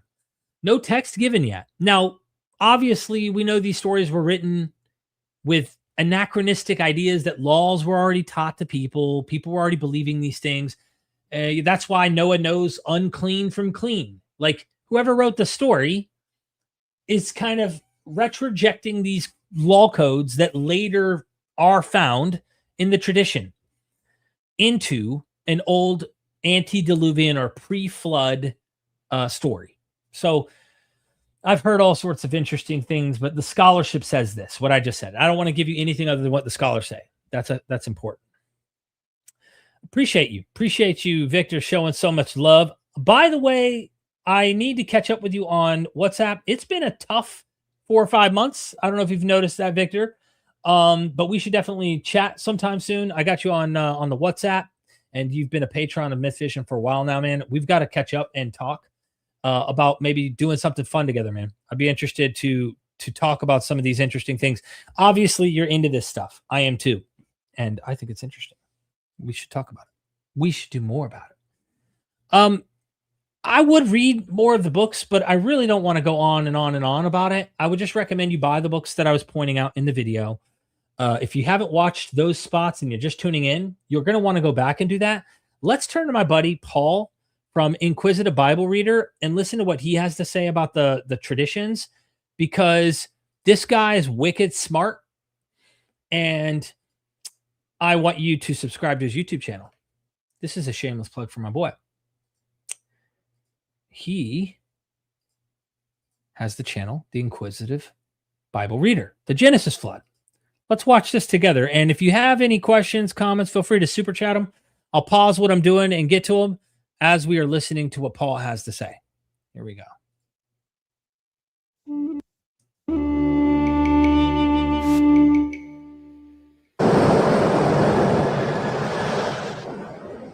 The biblical flood story is the ideal passage for examining how Genesis was written. In this video, I explore its Mesopotamian background and how scholars think the story developed. If you haven't seen this, To understand, you really do need to like check out this is very scholarly. Of course, I've done videos like this as well, but I want to shout out to my bro. the story of the flood in Genesis, we need to begin in the desert. Let me take off the subtitles so you can see. Want to change your caption settings? Just dismiss. Here we go.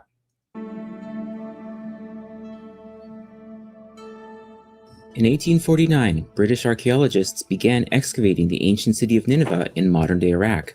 There, they uncovered the palace library of Assyrian king Ashurbanipal, which contained a treasure trove of ancient tablets written in Akkadian. Some 25,000 of these tablets were sent back to the British Museum in London, where they sat in storage for years until a young Assyriologist named George Smith was hired to organize them. He spent a decade poring over the tablets and perfecting his knowledge of Akkadian before he stumbled on a truly remarkable tablet. Smith revealed his discovery during a highly publicized lecture for the Society of Biblical Archaeology in December of 1872. It was a tablet that told a story of a great flood that sounded in many details like the tale of Noah's flood we read about in Genesis. Smith called the newly discovered text the Chaldean account of the deluge. Today, we know it as the 11th tablet of the Epic of Gilgamesh. This discovery would forever change biblical studies. It cast the primeval history of Genesis in a new light, not as a unique account of the world's beginnings, but as a text firmly rooted in the mythology and literary culture of the ancient Near East.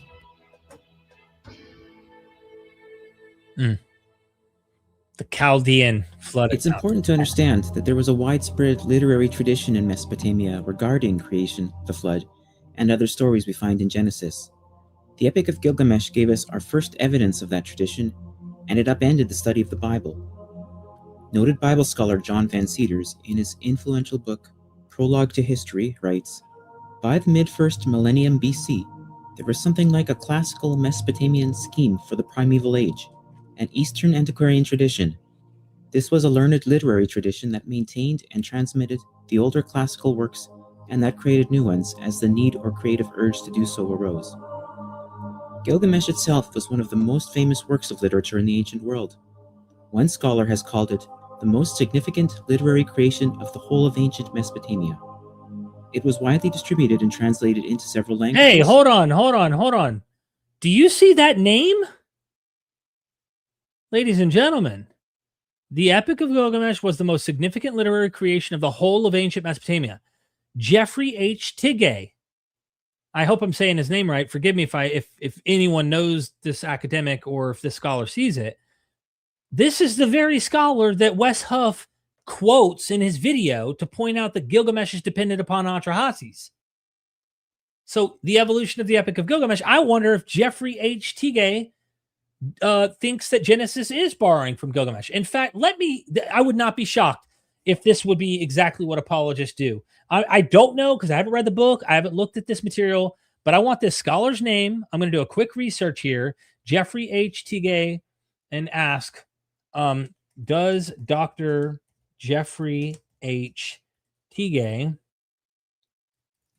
argue anywhere that the Gilgamesh Epic inspired Genesis to write their story, or that Genesis, because it's AI, I want to make sure it understands me, borrowed from Gilgamesh? Question mark. Here we go. Let's see what it says. Short answer, Jeffrey H. Tigay absolutely argues that the Mesopotamian flood traditions, especially as preserved in Gilgamesh, precede and influence the biblical flood story, but he does not say Genesis directly borrowed from the Epic of Gilgamesh. Instead, he argues something more precise and academically careful. Tigay argues that Genesis and Gilgamesh both draw from an older Mesopotamian flood tradition rooted in Atrahasis and earlier Sumerian version Ziud-Sudra. So hold on. The guy that Wes Huff quoted doesn't want to say Genesis borrowed directly from Gilgamesh, but that he borrowed from Atrahasis and Sumerian versions of Ziud-Sudra. Like, does Wes quote people that he doesn't agree with? Or does Wes Huff agree? Does Wes Huff agree with this scholar's views of Genesis borrowing from these older myths? Or is he just using him for quote mining him to just like prove his one point about that one thing. I hear this all the time when people quote Bart Ehrman or they quote, whoever to prove their one point and disagree with everything else that academic has to say about the argument. And it survives in numerous copies from the 1st and 2nd millennia BCE, as well as through references in other ancient works. In Tablet 11, Gilgamesh meets a man named Utnapishtim who recounts the story of how he, together with his wife, survived a great flood that sounds quite a lot like the Genesis flood. Many elements of the Gilgamesh flood narrative will be familiar to anyone raised with the biblical story of Noah and the Ark. When the gods decide to destroy mankind with a deluge, Ea, the god of Utnapishtim, comes to him and instructs him to build an ark with which he is to save himself and specimens of every living creature. Ea gives him precise dimensions for this ship and instructs him to include a roof. Just as Noah did in response to Yahweh, Utnapishtim obeys all that Ea commands. Over a period of 7 days, he builds the ark with the help of workmen from the city. He covers the ark with pitch. On the last day, he boards the ark with his family and the animals. Then the storm comes with a terrible downpour and a deluge that kills all mankind. After 7 days, the storm abates, and the ark comes to rest in a mountain, Mount Nemush. After 7 more days, Utnapishtim sends out a dove, then a swallow, and then a raven to look for a landing place. When the raven does not return, Utnapishtim leaves the ark and, like Noah, offers a sacrifice. The gods smell the sacrifice and are pleased by its odor. Perhaps the biggest difference between Genesis and Gilgamesh is the ending, in which Ea makes Utnapishtim and his wife immortal and has them dwell far off at the source of the rivers, understood to mean the Tigris and Euphrates rivers. We hear echoes of this, however, in Genesis 2, where Yahweh places Adam in Eden at the source of 4 rivers, including the Tigris and Euphrates. This flood story did not, in fact, originate with the Epic of Gilgamesh. Yeah. It was borrowed in its entirety from an older work called Atrahasis. Variations of this story were incorporated into other ancient literature as well, including the Babyloniaca of Berossus and the Deucalion flood story of the Greeks. So that should give It's you so a very funny to basic... watch how we pronounce Babylon. That he says like Atrahasis, I'm like Atrahasis, and then like Babyloniaca, and I'm like Babyloniaca, I might say, or something. I don't know. Basic idea of the Eastern antiquarian tradition that the flood story and other early portions of Genesis fit into. We're not quite done with Gilgamesh yet, though, because the way in which Gilgamesh was written is incredibly important for understanding Genesis. Without that context, you're missing a valuable tool that can give you a deeper understanding of the text. The Gilgamesh epic began as a collection of Sumerian tales written around the 21st century BCE. In its earliest form, Gilgamesh was essentially a rewrite of 4 of those Sumerian tales. Centuries later, the flood story from another literary work, the previously mentioned Atrahasis, was incorporated. A prologue and additional story elements were also added. Further minor changes to the final version were made during the process of copying and transmitting the text. At each stage of development, the scribes I love felt that he's going over from left to right to show like you've got ancient Gilgamesh stories. I mean, we're talking before 2000 years BCE, way before. The flood narrative gets developed in Atrahasis, or Atrahasis as he's pronouncing it, and that introduces itself into later Gilgamesh legends of a flood myth that you see. To adapt traditional material in accordance with their theology and to harmonize the sources they were combining. The further this process went, the more the authors were restricted by existing tradition. Geoffrey Teagate, in his definitive book on the Gilgamesh epic, explains that freedom of revision steadily decreased during the history of the epic's development. The early Babylonian version was a free paraphrase of its Sumerian sources, but later versions were much more restricted.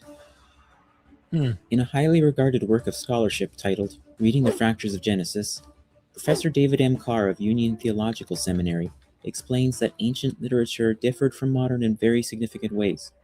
You cannot really understand an ancient text like Genesis without being aware of these differences. Singularity of authorship.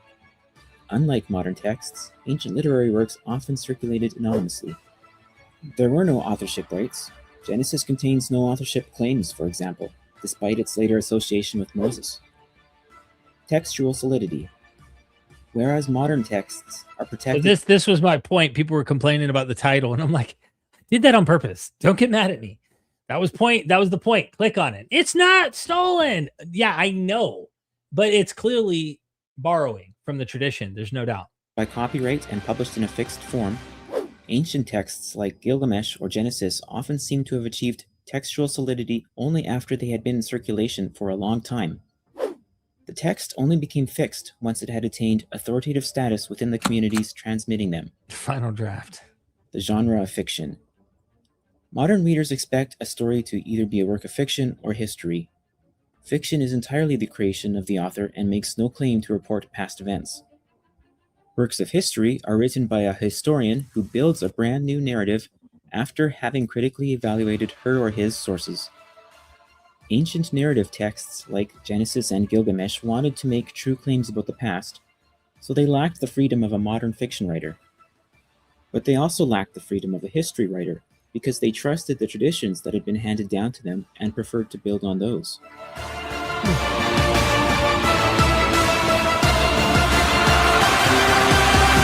What do you think so far, friends? What do you think so far? I'm going to keep playing it, but I want to know. Press 1 if you're digging what he's saying. Press 2. Yeah, 2 if you're not. I want to hear. I want to hear from you. 1 if you're loving it. 2, nah, not into it. I want to hear from you. Let's see some of those votes. Same. Heck yeah. All right. So we got a lot of ones up in this house. Okay, that's what I'm talking about. 42. Yeah. 1. There we go. Okay, Warlight's 0. You have to be a contrarian. You, Jim, have to be a contrarian. 1. Okay, I'm going to keep going, but listen. You have to listen because I'm doing this. I hate doing this. I should have called Paul and be like, hey, dude, do you mind if I play the video? You have to subscribe to him right now. I ask everybody right now. I'm not going to play the video until I get everybody who's watching. Please take the time real quick. I'm putting the link to this video in here. Subscribe to his YouTube channel right now. I put the video here. I'm sure Paul won't mind as long as I'm shamelessly plugging him to get you guys to go check out his channel because he's my buddy. And I really do want more people to pay attention to good scholarship and good content creators who are trying to, help people see what's going on with the best that's out there. We're going to keep going. So there's the YouTube channel. Please, everybody. He's got 11.8K. I want, hopefully, by the end of this video, in a day or two from now, we should be over 12,000 subscribers on his channel. He should see a boost. I promise you. If we can do that for him, he'll be very grateful for us even playing this and allowing him growth. I do not like doing this without allowing you independently to watching his videos because I'm just one person. And let's say a lot of people are watching this through my video instead of watching it directly on his channel. But if I'm gaining him, followers to check out his brilliant work, I think he'll be appreciative of it. I know Paul enough to think that he would not have a problem with this. This is to all credit to him for what he's done. While you're doing that, I'm going to check out this super chat. Can't leave my anti-contrarian hanging. Thank you again, my friend, for the super chat. I really, really appreciate it. Do you think the instructions of Shurupak have any influence on the Old Testament laws? The instructions appear to be the oldest law codes found. I do not know about whether or not the Shurupak instructions. I know that Hammurabi's code, there are vassal treaties and all sorts of interesting things that Hammurabi's codes seem to have influence. But Shurupak, I've never heard of whether or not, or haven't looked into that. Has Shurupak, how'd you frame this? It makes me curious. Instructions of Shurupak. Has the instructions of Shurupak influence Bible codes. Let's just say that. Just Bible law codes.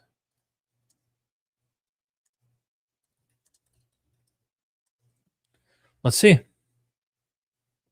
Yes, many scholars argue that the Sumerian instructions of Shuruppak influenced later Mesopotamian wisdom and law traditions, which in turn shaped the legal and ethical material in the Hebrew Bible. But the influence is not direct. It is traditional and cultural, transmitted through the broader Mesopotamian scribal world. But that's just ChatGPT, and I'm sure that they could probably pull up some scholars. Samuel Noah Kramer, who has made this, the premier Sumeriologist, argued that Shuruppak is the ancestor of later Mesopotamian ethical traditions, and that these traditions significantly influenced biblical wisdom literature.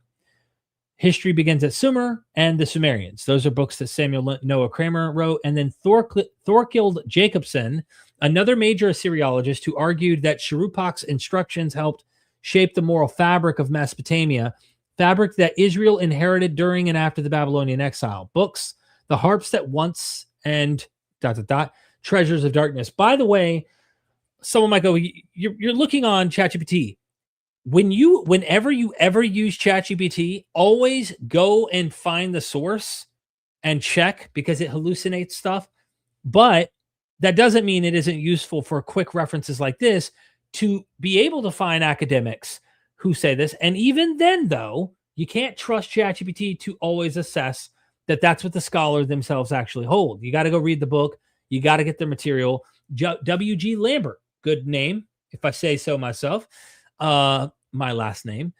Lambert, a giant in A&E studies, emphasizes that Shuruppak is foundational for the entire Near Eastern wisdom tradition. Books, Babylonian wisdom literature, and a catalog of the texts in the museum. There's many others. Mark S. Smith argues that early Israelite literature was thoroughly embedded in and shared Canaanite Mesopotamian scribal culture, but it doesn't mention the Shuruppak stuff. So, yeah, there's your answer. I would say there's probably indirect influence, depending on how old and how common it would be that Sumerian literature actually directly inspired. Okay, someone subscribed. Thank you. Just subbed, Exa Music. Thank you. I subbed to him. Just subscribed. Awesome. More. Just subbed. Another sub. I subscribed to the Inquisitive Bible Reader. Thank you so much. You guys have no clue. He's going to have a good day. He'll wake up happy to see more people going and subbing. Subbed and liked. Yes.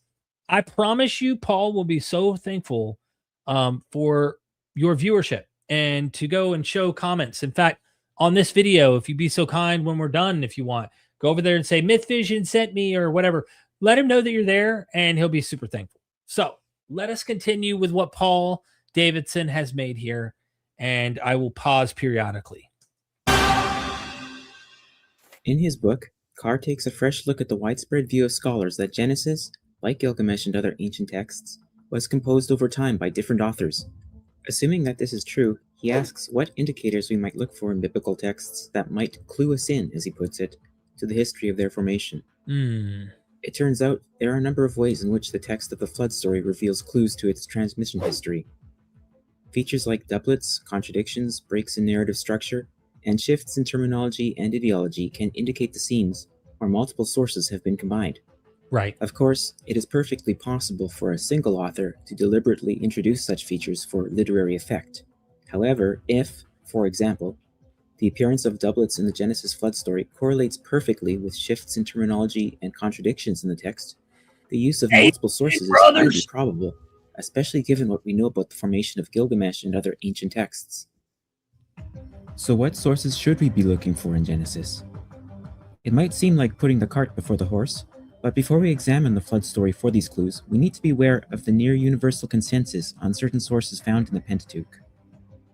For the first potential source, I love that let's he's start with going, a quote oh from Carr's man, book. I'm so glad he's taking the time, because this is something that David Carr does, and I showed you his book, just a brief section of it. So you have to go get David Carr's book if you can afford it. But David Carr breaks down this point of within the biblical tradition and all sorts of technical details that you need to know to really wrap your head around what's going on in the Bible before even dealing with outside sources. This is important. He writes, the identification of priestly material, or P, in the Pentateuch remains one of the better established results of biblical transmission historical research. Yeah. Numerous theories about the development of the Pentateuch abound. However, it is almost universally recognized that throughout the Pentateuch, there are numerous passages with a special interest. By the way, can I just say you guys rock? Like, honestly, everyone, for just being such a great community of people who are actually trying to get behind good stuff like this. You rock. If someone hasn't told you that today, I am. In the establishment of the tabernacle, the priesthood, and the revelation of the name Yahweh to Israel. These passages have distinctive vocabulary, ideological concerns, and a calendar system that sets them apart from the rest of the text. This layer of the text is called the priestly source, with a P source. It sets all the important events in Israel's history up to the conquest of the Promised Land as the fulfillment of a plan ordained by Yahweh at creation. A second source we should be watching out for is referred to as the Yahwist source, or J source, because Yahwist begins with a J in German. Bible scholars have recognized since the 18th century that the various passages in the Pentateuch in which Israel's deity is called Yahweh are distinct from those in which he is called Elohim. The exact nature of this source document, including its very existence, is disputed by scholars, and Carr prefers simply to call this source non-P in Genesis. I'll stick with the more typical label of J in this video. So just that's such a debate in and of itself, that P and non-P is what most of the scholars I bump into like to do, instead of trying to differentiate between J, E, D, and P. It's such a mess, but P and non-P seems to be the safest path forward a lot of these scholars like to take that I talk to. Here we go. Now that we understand how ancient texts were formed and have an idea of what sources might be found in Genesis, let's look at the text of the flood story itself. The reason for the flood is first described in Genesis 6 verses 5 to 7. Yahweh saw that the evil of man was great in the earth, and that every inclination of the thoughts of their hearts was only evil continually. And Yahweh was sorry that he had made man on the ground, and it grieved him to his heart. So Yahweh said, I will blot out from the ground the man I have created, for I am sorry that I have made them. That's a totally, absolutely omniscient, omnibenevolent, omnipotent deity. He's sorry that he made man. Oh, man. What do you do? In verses 11 to 13, we are again told what the reason for the flood is. Now the earth was corrupt in Elohim's sight, and the earth was filled with violence. And Elohim saw that the earth was corrupt, for all flesh had corrupted its ways upon the earth. And Elohim said to Noah, I have determined to make an end of all flesh, for the earth is filled with violence because of them. Now I am going to corrupt them along with the earth. Of course, it's possible for a single author to have written both passages, but if we can find shifts in wording, style, and ideology that correspond to this doublet, then the likelihood of two sources is much higher. In the first passage, the deity is called Yahweh. The reason for the flood is the evil of man. The author enjoys wordplay and uses the word ground, ha-adama, because of its similarity to the word for man, ha-adam. And Yahweh is highly anthropomorphized. He expresses sorrow and regret. Yeah, very now, in human the second God. passage, the deity is instead called Elohim. The reasons for the flood are corruption and violence. The author likes using the phrase all flesh and the word earth. Elohim speaks more formally and shows no emotion. Since the first passage calls the deity Yahweh, let's tentatively assign it to the J source. The other we will tentatively assign to the P source. In Genesis 6:8, following the J source's reason for the flood, we are introduced to Noah. But Noah found favor in the sight of Yahweh. Then in the next verse, we are introduced to Noah a second time. Noah was a righteous man, blameless in his generation. Noah walked with the Elohim, and Noah had 3 sons, Shem, Ham, and Japheth. Interesting. The main distinguishing feature in this doublet is the name of the deity, Yahweh in one case, Elohim in the other. Additionally, the names of Noah's 3 sons are found only in passages associated with the priestly source. God tells Noah twice about the flood he is going to send. The first time is in 7:4. For in 7 days I will send rain on the earth for 40 days and 40 nights, and every living thing that I have made I will blot out from the face of the ground. The second time is in verses 17 and 18. For my part, I am going to bring a flood of waters on the earth, to corrupt from under heaven all flesh in which is the breath of life. Everything that is on the earth shall die. But I will establish my covenant with you, and you shall come into the ark, you, your sons, your wife, and your sons' wives with you. The vocabulary distinctions seen earlier are repeated here, and there are some new ones that will soon show a pattern. One is that the J source uses a relative chronology based on the numbers 7 and 40. Another is that the flood is caused by rain in the J source, but comes from elsewhere later on in the P source. A third is the reference to covenants, which occur only in the P source and are an important element of P's view of history. Yahweh gives Noah instructions for surviving the flood in chapter 7 verses 1 to 3. Then Yahweh said to Noah, "Go into the ark, you and all your household, for I have seen that you alone are righteous before me in this generation. Take with you all clean animals 7 by 7, the husband and his wife, and a pair of the animals that are unclean, the husband and his wife, to keep their seed alive on the face of the ground." However, in a parallel section from the previous chapter, Elohim has already given an alternate version of these instructions to Noah. "And of every living thing, of all flesh, you shall bring 2 of every kind into the ark, to keep them alive with you. They shall be male and female. Of the birds according to their kind, and of the animals according to their kind, of every creeping thing of the ground according to its kind, 2 of every kind shall come into you to keep them alive." Again, there are important differences to notice. The J source is careful to distinguish between clean and unclean animals. In that author's mind, it is perfectly natural that the Jewish sacrifice and dietary laws already existed in Noah's day. The P source does not mention clean or unclean animals because the Levitical laws do not exist until the time of Moses in his narrative.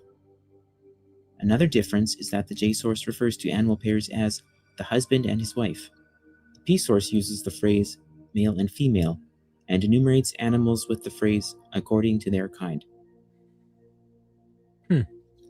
Noah's entry into the ark is one of the most obvious. I was just mentioning the whole clean and unclean thing earlier too. It's interesting to see how P source knows that Moses is coming later with the laws, so he avoids giving too much away because he's constructing this material. Interesting. Doublets in the story. In chapter 7 verses 5 and 7 we read, "And Noah did all that Yahweh had commanded him. And Noah with his sons and his wife and his sons' wives went into the ark to escape the waters of the flood." Then, a little further on in chapter 7 verse 13, Noah again goes into the ark with his family and the animals, and we are again told in verse 22 that Noah did all that Elohim commanded him. So he went into the ark twice. As it now stands, Noah goes into the ark twice, once at Yahweh's command and again at Elohim's command. Very interesting. Parsing the part. For the coming of the flood forces and the swelling of the waters, we again have 2 parallel accounts. The combined text has a confusing timeline that is impossible to reconcile, but when we separate out the parallel accounts, we can clearly see 2 sources at work. Chapter 7 verses 10, 12, and 17 give us the J version. "And after 7 days the waters of the flood came on the earth. The rain fell on the earth 40 days and 40 nights. The flood continued 40 days on the earth, and the waters increased and bore up the ark, and it rose high above the earth." Verses 11, 18 to 20, and 24 give an alternate cause of the flood and a contradictory timeline. In the 600th year of Noah's life, in the 2nd month, on the 17th day of the month, on that day all the fountains of the great deep burst forth, and the windows of the heavens were opened. The waters swelled above the mountains, covering them 15 cubits deep, and the waters swelled on the earth for 150 days. Again, we see the J source's preference for durations of 7 and 40 days, while the P source uses an absolute chronology. The floodwaters increase for 40 days in J, and 150 days in P. The flood comes from rain in J, and the 40-day duration is important to the logic of the story. A short period of rain, after all, would not be enough to flood the entire world and kill all mankind. This is important for another reason that we shall see further on. In P, the floodwaters come not from the rain, but from the deep, an ocean thought to have existed below the earth, and from heaven, which was thought to contain water due to its blue color. This is an example of P's more sophisticated Mesopotamian cosmology. The end of the flood is yet another doublet. In chapter 8, verses 2b to 3, we are told that the rains stop and the waters start to recede. In 6 to 7, Numa waits 40 days before sending out a raven to search for dry land. However, in 8 verses 1 to 2a, it is the closing of the fountains of the deep and the windows of heaven. Real quick, just to pause this, because there's so much good material at the end of the flood, what he's doing. I just find it really interesting when I see people like this pop into my chat. I'll notice sometimes from the corner of my eye when I'm not like talking about something, I notice people like this who seem to like not know anything about anything. You know what I'm saying? Like they just don't know about much of anything, it seems. And they're making like it's a mockery of us. And it's like, please, just don't embarrass yourself anymore. You know what I'm saying? Just quit embarrassing yourself. It's really silly. Anyway, I just thought I'd give you guys a laugh because I chuckle when there's people who enter the chat who say stuff like, we found something in 1872 and we've known this book before that. Therefore, this thing we found in 1872 doesn't predate that. As if archaeologists can't discover stuff that's like, I don't know, Göbekli Tepe, like 11,000 years old. But because we discovered it, let's say 80 years ago, it can't be older than the thing we already know about. It's like the logic is not there. There's no critical thinking. It's really weird. Accompanied by a wind sent by Elohim that caused the waters to dry up. According to verse 3, it takes 150 days, rather than 40, for the waters to abate, enough for the ark to come to rest on dry land. Oh. Now, regarding the birds, in the final version of the story, Noah sends out a raven and then a dove 3 times. Most scholars assign the raven and the doves to the J source because of the 7-day intervals for the dove, but there are actually good reasons to assign the doves to the P source. That's something I'd like to explain further in another video. Huh.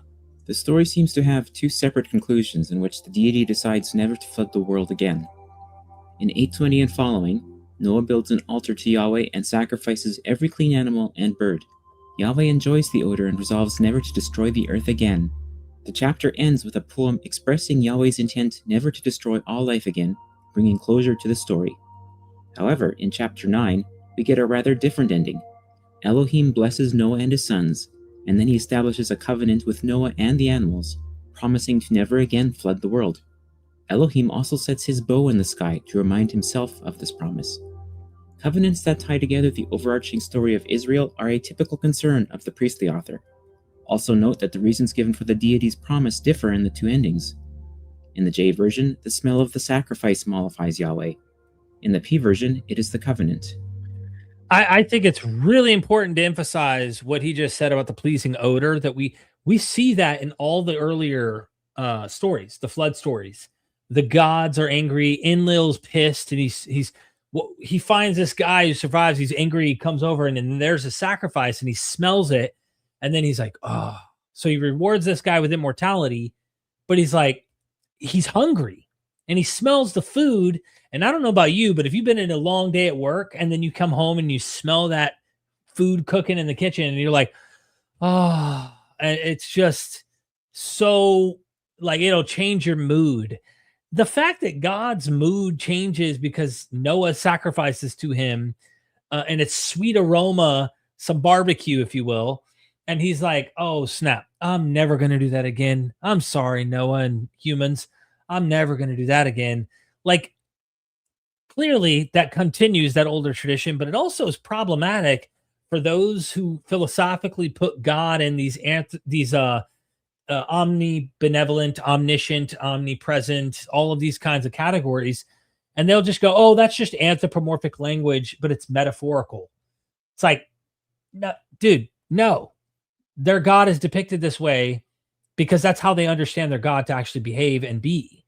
And it's also how all the other gods that also walk and talk and look and act that way as well do. It's the same thing.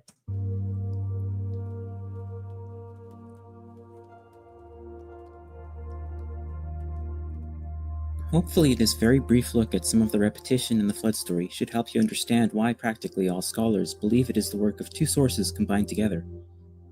In his book, Carr addresses a key question. Were these doublets written to complement each other, Or did they originate as separate sources that were only later brought together? The existence of contradictions and major conceptual differences between the doublets implies the latter. One of the most significant examples is the clear difference in how the P and J passages regard sacrifices. The passages we may tentatively label as non-P or J portray Noah as an observant Jew who knows the difference between clean and unclean animals. It specifies that 7 pairs of all the clean animals and birds are to be brought on board the ark, and it shows Noah sacrificing them to Yahweh after the flood. The passages assigned to P make no mention of sacrifices or of clean and unclean animals. If they were part of a longer narrative in which Yahweh's laws on cleanliness and sacrifices were unknown until the time of Moses, then we have an explanation for why the P version differs in this way. This tension between the two sources gives rise to another obvious contradiction, as Noah is commanded by Yahweh to take 7 pairs of all clean animals onto the ark in chapter 7 verse 2, but when he fulfills the command of Elohim in verse 9, he only takes 2 of every animal. Another example concerns the dates given within the story. As mentioned before, the chronology of the flood is highly confusing. There are both contradictions between our two sources and differences in how they date events. So that's the other problem. Someone asked me when was the flood? According to the genealogy between the Samaritan Pentateuch, the Septuagint, and the Masoretic text, it gives 3 completely different dates. That's not counting that within the material we have alternative sequences of when these things and how long they lasted. My goodness, there's more dates of when the flood would have happened. Is it 150 days or is it 40 days? And there's just so many contradictions within the source material itself, let alone the manuscript traditions. It's complex. The J source, the 40-day flood begins 7 days after Noah's entry into the ark. In the P strand, the flood begins on the very same day that Noah enters the ark. It is hard to pick up on this contradiction without separating the text into its sources, because the J notice that the flood lasted 40 days has been inserted before P's statement about that very same day, obscuring which day the statement refers to. The duration of the flood differs significantly as well. In the J source, the rain falls for 40 days and 40 nights. In the P source, the waters swell for 150 days and then abate for 150 days. Overall, the J source uses relative dates based on 7-day and 40-day intervals. The P source, however, uses an absolute calendar-based dating system. The flood starts on the 17th day of the 2nd month in the 600th year of Noah's life. Picking apart this chronological system is quite interesting, but I'll leave that for another video. Belgian scholar and Pentateuch expert Jean-Louis Scott stresses the importance of recognizing and accepting these disagreements in the flood story. He writes, "The present account of the flood is like a cantata sung by 2 or more voices. The universe could only be destroyed once, and it was therefore difficult to relate the event 2 times. The message, nevertheless, is polyphonic. A reading that would attempt to eliminate the different voices in order to defend the unity of the composition would not only risk abolishing certain facts in the texts, but also leaving an important part of the message out." Interesting. This analysis so far strongly suggests that the Genesis flood story is the result of interweaving 2 different strands from 2 sources, P and J, that appear to have existed as independent documents in some form. Nevertheless, there is an obvious close relationship between P and J. As Carr notes, the 2 strands are extremely similar to each other, matching episode to episode, even sub-episode to sub-episode, and comment to comment. They share some rare vocabulary and are more similar to each other than to the non-biblical flood stories, such as Gilgamesh, that influenced them. In other words, it is likely either that P is dependent on J, meaning that it copied and altered J's version of the flood story, or that the reverse is true and J is dependent on P. Are there any clues in the text as to which way the dependence goes? Carr finds 2 reasons that P seems to be dependent on J in the flood story. One is that P seems to consistently expand upon the framework of J. For example, it expands the description of the rising waters, it elaborates on Elohim's decision to end the flood, and it turns J's simple promise at the end of the flood into a lengthy covenant. The other reason is that P's chronology seems to imitate J, albeit with changes, even though P's other changes render much of the chronology unimportant. So P seems later. Okay, connecting P and J. Conclusion. Let's go to his conclusion real quick, and then I want to play an old video that I did that was I believe this one will be the one that was crafted by Joshua Bowen. I'll double check, but let's go. Keep going. I'm gonna look for 1. it. The writing of history-like texts was a process that took place over time and often involved the combining of multiple sources into a new literary creation. 2. The fractures in a biblical text, doublets, narrative contradictions, terminology shifts, and so on, provide clues to its formation. 3. The Genesis flood story appears to be a combination of two primary sources that most scholars refer to as the priestly source and the Yahwist or non-priestly source. 4. The Yahwist source was probably earlier, and it closely follows the plot of the flood story found in the Epic of Gilgamesh. 5. The priestly document was probably based on the Yahwist source and was written to replace it. 6. What we ended up... Okay. We get it. P seems to be dependent on J, and this also goes back to the Gilgamesh stuff. We're about to have to watch one of my documentaries that I did from way back. Many of you may have actually seen this video before. If you haven't subscribed to Paul, please do. At this moment, I want to remind you to subscribe to Inquisitive Bible Reader. He will be very thankful. I promise you, you will, if you wanted to make someone's day, he will wake up probably smiling, going, wow, okay, people care about the hard work that I did here, and I've got new followers that are checking out my YouTube videos. All right, we're going to get to this in just a moment, but before we do, someone just got saved. Sylvia Bowen, thank you so much for becoming a member of the YouTube channel here. It means the world. I really, really appreciate it. We are trying to grow, keep doing this thing. We're going to be doing lives a lot, and you're going to have a special symbol next to your name every single time you're in a live with us. So you're special. You are chosen by the gods. We really, really appreciate that. So if you're considering it and you like what we do as a content, educating people, super chats are a way to help support. Becoming a member is a way to support. Buying courses are ways. Those are financial ways. There's free ways as well. Like, share, comment, subscribe. All of those are free ways if you can't afford the other way. But we could definitely use all the help we can get. I really appreciate that, Sylvia. I'm going to keep you up while we start the video that Joshua Bowen helped me to make. He wrote the script, and this comes from his work, of course. So I promote his videos, or his videos, his book. Make sure you go, and this is a pretty popular video. We had 1,302,273 views in 2023. So it's been about 2 to 3 years now, and it's got quite a few views, pretty big.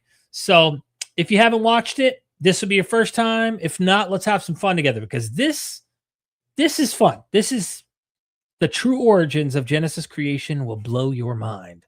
Let's check it out.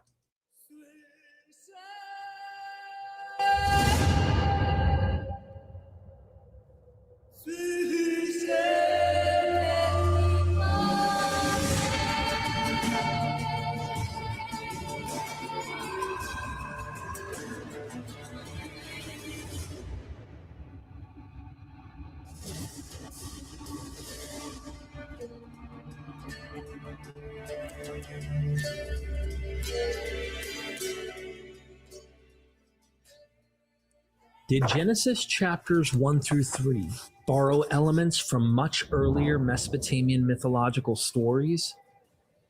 Brace yourself as we explore the linguistic, lexical, and thematic connections between these ancient myths, such as the Enuma Elish and the Genesis narrative. But let's not overlook the implications of such borrowing.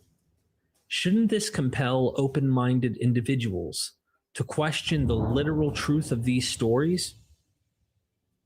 Before we proceed, let's address some crucial points. The Hebrew language, as recorded in the earliest texts, dates back perhaps to the 10th century BCE, while the Mesopotamian myths, etched onto clay tablets, are often over 1,000 years older. Contrary to mistaken assumptions, the Hebrew Bible's creation and flood story contains Akkadian cognates from that much earlier language. That's the bitumen that I was talking about. The other way around. And other things. It is essential to clarify this misconception and correct any misguided notions that suggest the other myths drew inspiration from the Bible. This factual inaccuracy needs to be rectified Okay, just before we continue, of course, this is my point. There are people today who actually try to argue the Bible's older or the story in the Bible predates this way older material. That's the crazy, absolute apologetic world you have to go to try and like get away from, well, the Bible didn't borrow from them. They borrowed from the Bible. And it's like, I need to address how much older the Sumerian material really is. Like, people don't get that the oldest physical copies we have of any Bible literally is Dead Sea Scroll material. Like, that's the oldest Bible that we have. There's debate over little minor stuff about 5th century material, things like that. But like, you're not talking ancient tablets, right? So I need to just nip that in the butt, because so many people try to make that argument. The Bible contains the true story that was given him by Abraham, and they borrowed from Abraham. It's never ends. Continue. Those who attempt to use Mesopotamian myths as evidence. We got a super duper in the house. Victor, thank you so much for the super chat. CTH 346.9 is an even older Hurrian Hittite flood myth. Huh? It won't let me copy and paste that. I'd have to type all of that out. Even older Hurrian. Let me do this. Let me see if I can't get. Can you write me on WhatsApp, Victor? And I'll check out what you're talking about. If that link is live. It won't let me copy and paste. Let me see if I can't get it somehow through the YouTube side, because I'm in a whole different software. I want to see what you're talking about.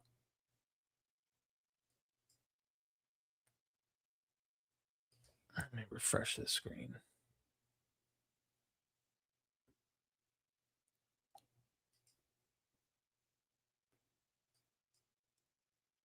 Bear with. We're getting there. Okay. Think you got it. Okay, there we are. Okay, let me share this with everybody real quick. We're going to pause the video. We're coming back. Don't worry. We're coming back. But we need to show this, because you super chatted me. Okay. Zooming in so everybody could see. You sent 346.9, so 346.9, and you say is an even older Hurrian Hittite flood myth. So him, you could tell where the broken spots are with the ... I imagine that's broken. This is in a whole other language. Let me see if I can't translate into English. It's in German. So yeah. Heaven, the weather god, the Danae in the middle of water, approach the sky, cover the terrible in heaven, because what it creates the sea. How old is this? What it creates the sea. Another placed the bronze spade in your hand at the breast of the earth. The floods, the mountains were formed on stones. Floods covered the land. They rose up the floods and reaches up to the sun god and moon god and reached up to the stars of heaven or of the sky. Kumarbi began to speak the words to the gods, which deity did we not recognize? We knew it, the sea, him to the hearth of the earth. Pay tribute to the sea. Gemstone, lapis lazuli, parasha stone, silver, gold should lie in the water. We throw them into the water. When the sea, the tribute stand, none in the midst of the gods. Come, Ishtar, queen of Nineveh. You wrote you, me here, but you let her live, and me, myself. That's interesting. Is that like you let her live? Is that a callback to the death and resurrection of, Inanna, Ishtar, her dying and rising? Because I know she does that. Yeah. How old is this? Have you looked at the dates on this, Victor? I used my Mac to translate it. So if you find the date, let everyone know in the chat right now, just so we know how old this Hittite flood story is. And we're going to get back to the story or the video. Thank you again, Victor, of course, for the super chat. You're keeping the lights on so that we at MythVision don't have a deluge. And I appreciate that. All right, here, let's get back to the true origins of Genesis. And I'll be looking out for your comment about the dating. Don't know the age, but the Hurrian culture is older. Well, before we move forward, is the Hurrian culture blood myths older than the Atrahasis? Let's just say that. Atrahasis flood story. Let's just see. And let's see. No, the Hurrian flood stories are not older than the Atrahasis flood myth. Of course, it's going to be older than the Bible, but the Atrahasis tradition is older, earlier tested, and clearly the ancestor of both the Babylonian and the later Hurrian Hittite versions. Atrahasis is estimated around 1750 BCE, and earlier fragments go back even further in the Old Akkadian period, maybe 2200 to 2000 BCE. Ziud-Sudra, Atrahasis, and Gilgamesh. Hurrian flood stories appear later, usually preserved through Hittite translations dating from around 1500 to 1300 BCE. Still older than the Bible, but that's when they date the Hurrian stuff. So it's younger than Atrahasis, but it's obviously older than Genesis in the Bible. There we have it. That's what it's saying. So fact check me, see if that's right. Let's continue the movie. And interrupt anytime with a super chat. We thank you. Supporting the historical truth of the biblical narrative are quite frankly missing the boat, or rather, missing Noah's Ark altogether. Can we genuinely believe that Utnapishtim and his wife are walking among us, bestowed with immortality by the gods? Do we truly entertain the notion that Enlil annihilated humanity simply for being too noisy? Or that Marduk fashioned the cosmos from the remains of the sea goddess Tiamat? It's a resounding no to both, of course. As someone who is a Bible fundamentalist, I understand the profound impact of blindly following ill-informed teachings. Today, reading these older texts and understanding their original context has given me a richer understanding of the meaning of these stories. I actually love these stories for what they are, and it is my goal for others to enjoy reading them in their actual historical context, and not as if they dropped out of heaven. However, as we explore the intricate web of connections between these polytheistic Mesopotamian myths and the later monotheistic Hebrew Bible, it becomes evident that the Genesis creation and flood accounts were crafted using popular mythological motifs of the time. This realization raises critical questions about the historical plausibility and the nature of scriptural inspiration. Yes, the Bible is undoubtedly inspired, but by these pre-existing Mesopotamian myths that served as a foundation for its storytelling. Join us on this intellectual journey, my friends.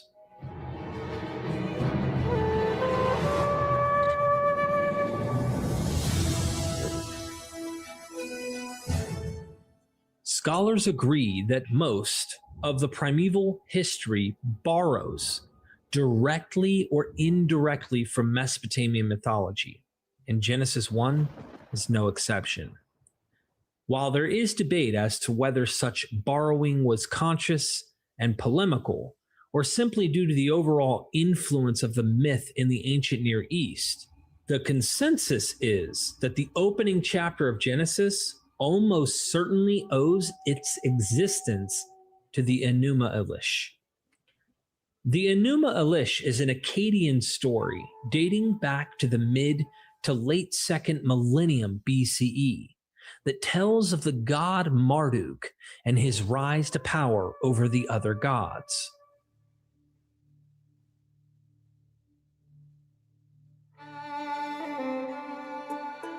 Yep. The story begins before heaven and earth had been created. The two water deities, Apsu and Tiamat, brought forth the gods. Shortly after their creation, however, they became noisy and bothersome to the god, Apsu, who decided to kill them. Ea, however, in his wisdom, was able to thwart Apsu's plans and fought back. Ea was aware of all, discerned their stratagem. He fashioned it. He established it. A master plan. He made it artful, his superb magic spell. He recited it and brought him to rest in the waters. He put him in deep slumber. He was fast asleep. He made Apsu sleep. He tied up Apsu. He killed him. Having killed Apsu, Ea and his spouse Damkina take over his home and give birth to mighty Marduk. His body was magnificent, fiery his glance. He was a hero at birth. He was a mighty one from the beginning. Anu creates 4 winds for Marduk to play with, and with them he disturbed Tiamat.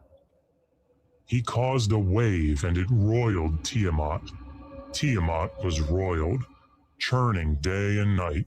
The gods, finding no rest, bore the brunt of each wind. By the way, that's Joshua Bowen's voice that I tweaked. I gave it like a deeper, like a story, like ancient Phil kind of tone. Tiamat plots to kill Marduk and the other gods. Mother Hubor, Tiamat, who can form everything, added countless invincible weapons, gave birth to monster serpents pointed of fang.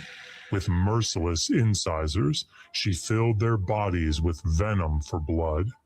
Fierce dragons she clad with glories, causing them to bear auras like gods, saying, "Whoever sees them shall collapse from weakness. Wherever their bodies make onslaught, they shall not turn back." Oh, we got a super duper. Thank you so much, Victor, for the super chat. You rock, man. Josephus mentions tourism at a site in Armenia where the Ark landed. Antiquities 135. I'm guessing he means the Durunipar site. Durunipar site. Interesting. I did not know that, but it wouldn't shock me if they were doing like, they have within a few centuries of Christianity, obviously, there's this constant tourism of come check out this church. We got the femur bone of Peter. This is the cave that Jesus was buried in, and there's like 8 of them or whatever. Durunipar site. I don't know. Let me look that up. So Antiquities 135. Let me grab my antiquities here. Bear with. So we're opening up together. Jewish war, non-Jewish war. Antiquities is huge. And this is in book 135. So Antiquities book 135. Josephus here. Let me come back to me full screen for a second here. So Josephus here takes notice that these ancient genealogies were first set down by those that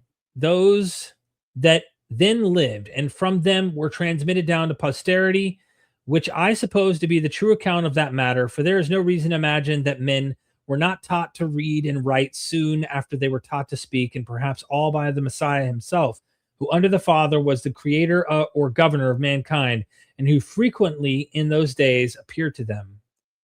This is book 135, chapter 3, verse 5. I didn't hear about the... Am I somewhere wrong here? Hold on, 3.5. Let me see if this is it, maybe. Oh, okay. So there's a different spot. That was chapter 3. Section 5. When God gave the signal and it began to rain, the water poured down 40 entire days until it became 15 cubits higher than the earth, which was the reason why there was no greater number preserved, since they had no place to fly to. When the rain ceased, the water did but just begin to abate after 150 days. That is, on the 17th day of the 7th month, it then ceasing to subside for a little while. After this, the ark rested on the top of a certain mountain in Armenia, which when Noah understood, he opened it, and seeing a small piece of land about it, he continued quiet and conceived some cheerful hopes of deliverance. But a few days afterward, when the water was decreased to a greater degree, he sent out a raven as desirous to learn whether any other part of the earth were left dry by the water. Okay, so yeah, Armenia, but I don't know about the Darunapar site. So let me see if there's like a online Darunapar ARC site. Darunapar site. Ah, this is the famous. I see what you're looking at here. Okay, let me share screen, show you what we're looking at. So the Darunapar site, we've all seen the famous Ark of the Noah's Ark here, right? Let's see if I can zoom in. Won't let me zoom in. Let me go back. So this is the structure claimed to be the Noah's Ark near the Mount Ararat or Judi in Agri, Turkey. He doesn't say that they did tourism there or anything in Josephus' day, but why did he choose that area? Maybe the idea was there were some people who thought the geography reflected something like that. It wouldn't shock me one bit. It would not shock me.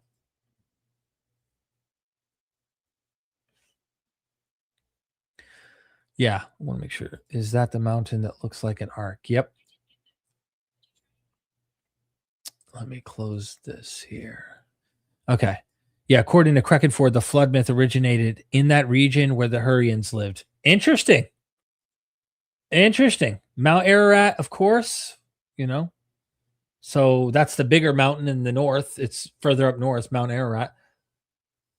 Yeah, I don't know what to make of it because I didn't want to get into this, but I'll do it anyways. It might be worth mentioning, and I don't know how true this is. If you haven't got this book, get it. It's fun. If these scholars are even right at all about some of what they're saying, it's fascinating. And on the front cover, there is a sill, what they argue is the earliest depiction of Adam and Eve on sills, right? Like a older Canaanite tradition that they think is Adam and Eve. And they titled the book Adam, Eve, and the Devil, A New Beginning, right? In this book, the authors develop an intriguing theory about the Canaanite origin of the biblical traditions concerning the origin of the cosmos and the creation of humankind. Adam, Eve, and the Devil tells a new story about human beings and at the same time proposes a fresh start for biblical research into primordial traditions. A number of clay tablets from Ugarit, dating from the late 13th century BCE, throw new light, Corporal and Damore argue, on the background of the first chapters of Genesis and the myth of Adam. In these tablets, El, the creator deity, and his wife Asherah lived in a vineyard or garden on the slopes of Mount Ararat. So this is an ancient Canaanite tradition where we were just looking, Mount Ararat, somewhere on the slopes of Mount Ararat. So this is according to Wikipedia, that's Mount Ararat. So on these slopes somewhere in a vineyard, the gods El and Asherah, okay, are hanging out on a mountain where Noah's Ark came to rest. The first sinner was not a human being, but an evil god called Horon who wanted to depose El. Horon was thrown down from the mountain of the gods, and in revenge, he transformed the tree of life in the garden into a tree of death and enveloped the whole world in a poisonous fog. Adam was sent down to restore life on earth, but failed because Horon, in the form of a huge serpent, bit him. As a result, Adam and his wife lost their immortality. This myth has found its way into the Bible and the Apocrypha and the pseudepigraphical literature, though it was often transformed or treated critically. Adam, Eve, and the Devil traces the reception of the myth in its many forms and also presents the oldest pictures of Adam and Eve ever identified. One of them is on the front cover of the book. So, back to me. Front cover of the book. Again, just giving you credit here. Thank you so much, Victor, for the super chat and the rabbit trail there. I will get back to the video. Appreciate the love and support, man. Really, really, really do. Let's see. Let's get back to the movie.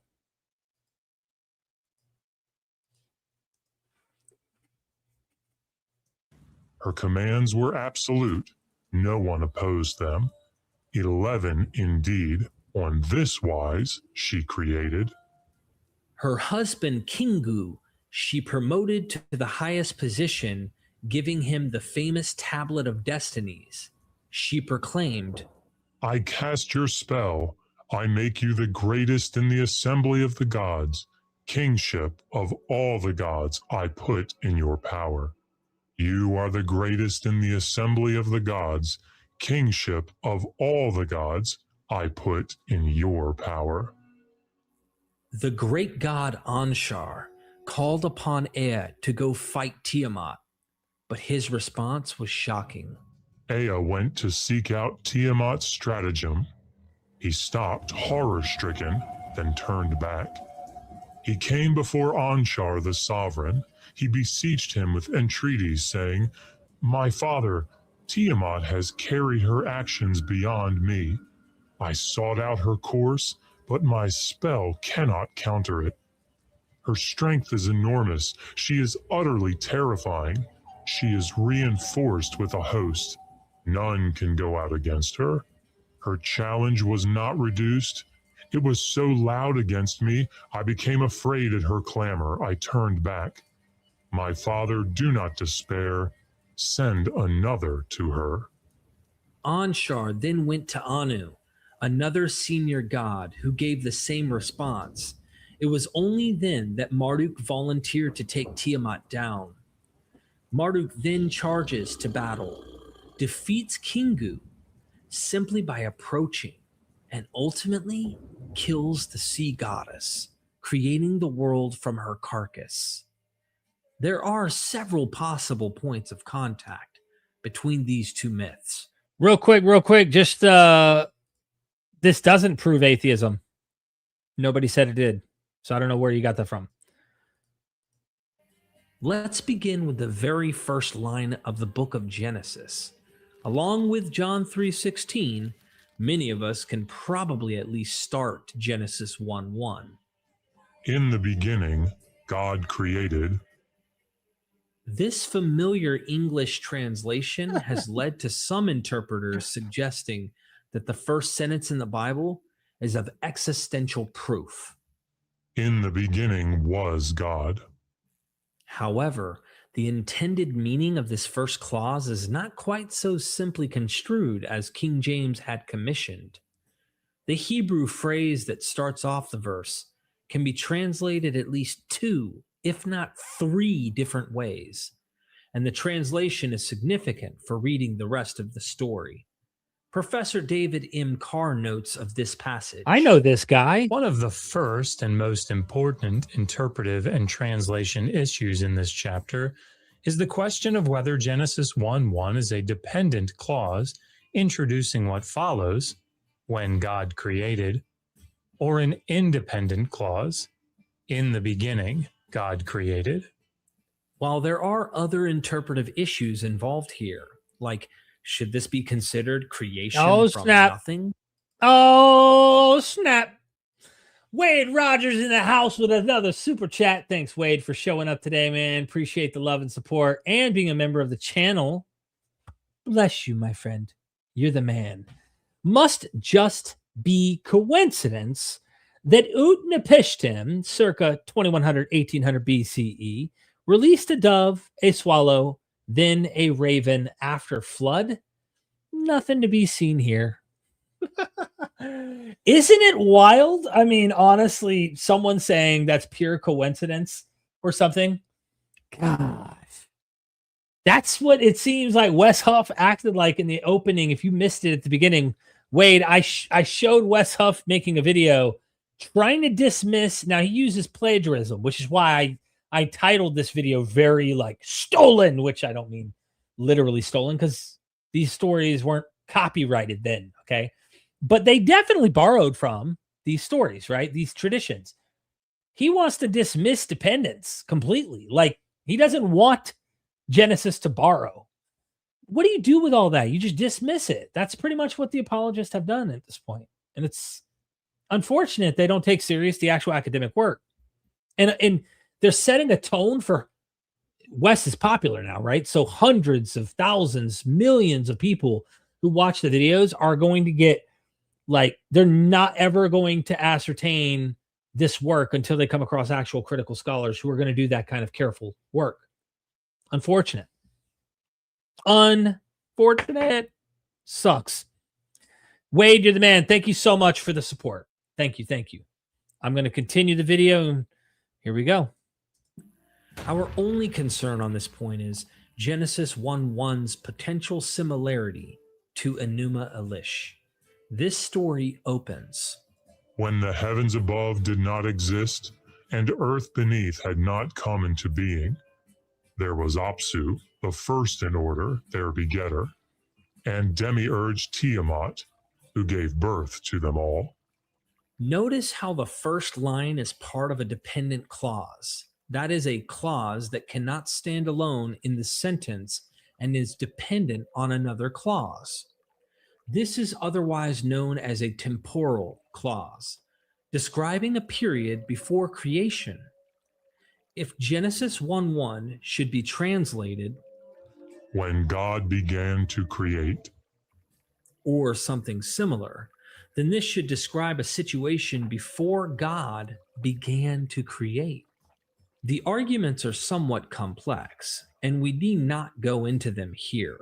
For example, Professor Robert D. Homestead wrote an article in 2008 dedicated entirely to the grammatical and syntactical features of this first phrase in Genesis 1:1 to determine whether the verse should be translated as a dependent or independent clause. Basically, there are several occurrences of this phrase in the Hebrew Bible, and they are usually translated with the word of attached to them. In the beginning of the reign of so-and-so king. This would mean that Genesis 1:1 would be translated something like, in the beginning of God creating the heavens and the earth. Or more smoothly, when God began to create the heavens and the earth. When we continue the passage in Genesis 1, if understood in this way, the text is explaining. When God began to create the heavens and the earth was... In other words, this was the state of the world when God began to create. When we compare this to other Mesopotamian creation stories, and Enuma Elish in particular, we see something similar.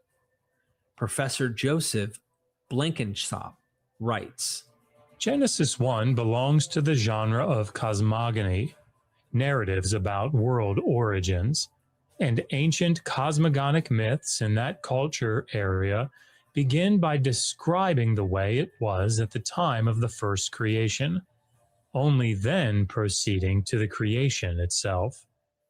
This is not only true of other ancient Near Eastern cosmogonic myths, but also in at least one other place in the Hebrew Bible, in Genesis 2.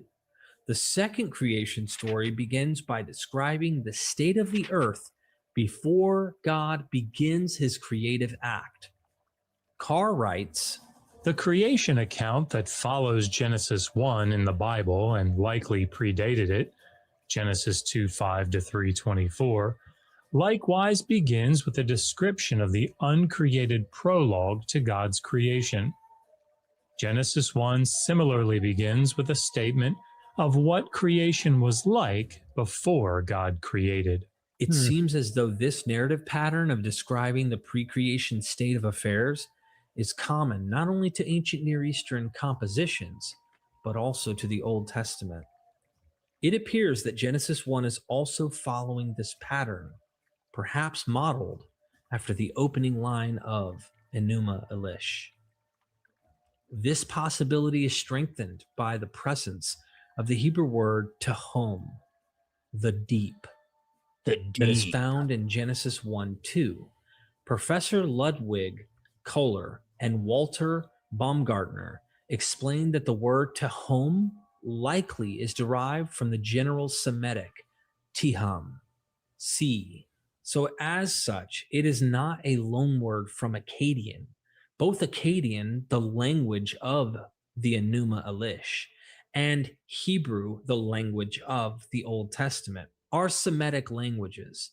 And the word Tehom, Hebrew, and Tiamat, the name of the Akkadian sea goddess in Enuma Elish, go back to the Semitic word Teham. In other words, this appears to be a case in which both the Hebrew and Akkadian are drawing on a similar source, but one may not be directly drawing from the other. This is an important point as we want to be precise when attempting to see connections and dependence between texts. As we noted in a previous section, one of the ways that we determine borrowing is the presence of shared language between the two texts. The more unique the language that is shared, the greater the possibility of borrowing. In this instance, one might be tempted to see a direct borrowing of Tiamat. I see all those the ones. Akkadian sea goddess. Love y'all. In Appreciate the it. word Tehom. But this is not necessarily the case. Both words are clearly cognates, but we may not be able to say more than that from a strictly lexical standpoint. Blenkinsop agrees. The Tehom may be related to the same Semitic root as the proto-goddess Tiamat, representing the chaotic salt waters of the ocean from whose body the earth was formed. What is noteworthy, however, is its place in the text. To reiterate the opening lines in Enuma Elish are, When the heavens above did not exist, and earth beneath had not come into being, there was Apsu, the first in order, their begetter, and demiurge Tiamat, who gave birth to them all. Notice that following dependent temporal clauses, we see the figure Tiamat appearing in the first few lines right at the beginning of the text. In Genesis 1, we read, When God began to create the heavens and the earth was formless and void, and darkness was over the deep. Tehom. as in Enuma Elish, the cognate word for sea shows up in the opening lines following a dependent temporal clause. There is more snap. to suggest. Oh, snap. Oh, snap. The anti-contrarian in the house again with a 10 bomb. Thank you so much for that $10. Appreciate that.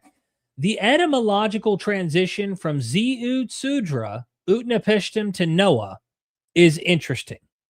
The former's meaning long eternal life, and Noah meaning to rest, Yahweh the only eternal in the later Old Testament? Huh. So you're saying that Zeud Sudra and Utnapishtim means long eternal life, and Noah meaning to rest. I want to make sure I got this correct. I'm going to make sure I'm understanding your question properly. Bear with me 1 second here, because I do not know the languages here. Let me try to give you the benefit of the doubt and try to understand exactly what you're asking me. What is this question trying to ask? I don't want to leave you hanging, man. You just hooked me up.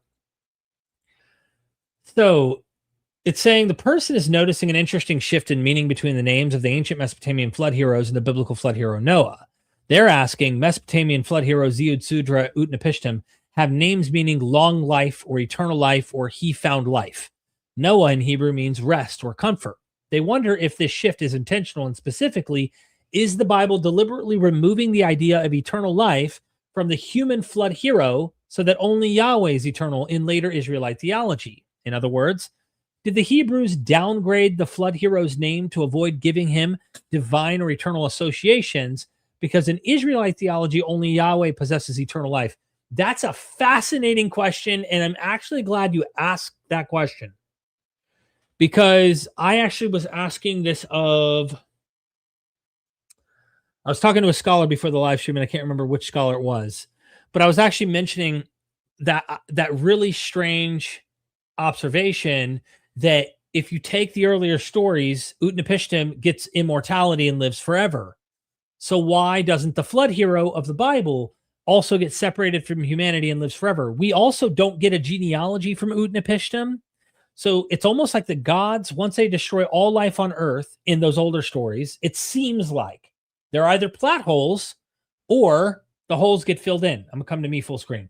So either there are plot holes in the story, which is common in myths, that there are plenty of holes. Like, you mean God didn't know that the serpent was in the garden when Eve? You know, these kinds of plot holes that you kind of like, huh? We still talk about them today. Christians debate them and all that. Plot holes or intentional, and we are missing something. So is there a narration somewhere in the tradition that Utnapishtim had descendants, but Utnapishtim got immortality and those descendants carried on to be the rest of humanity? Or did the gods have to start over once they destroyed all animals and humans? Did they then pinch more clay and create humans again? Is that how the story goes? Because in the biblical account, Noah becomes the progenitor of all life on earth, all humans on earth. And so he's not immortal, he dies. Did they shift the immortality to Enoch and then give him I mean, what do we do with this? Because Enoch acts like Adapa in a way. There's some overlap between the character Enoch, it looks like, and the Adapa character. For those who don't know, Adapa was an ancient sage who was a follower of Ea, Enki, and he gets tipped over in the it's called the wind, the wing of the south wind broke or something. I can't remember the name of the actual story, but Adapa gets tipped over in his boat. He starts drowning and he's pissed off, so he breaks the south wind's wing. So there's no wind coming from the south.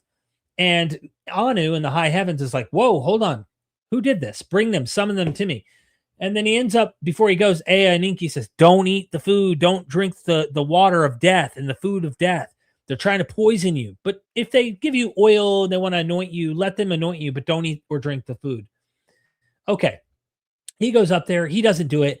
And Anu's like, what have you done, Enki or Ea, depending on the source?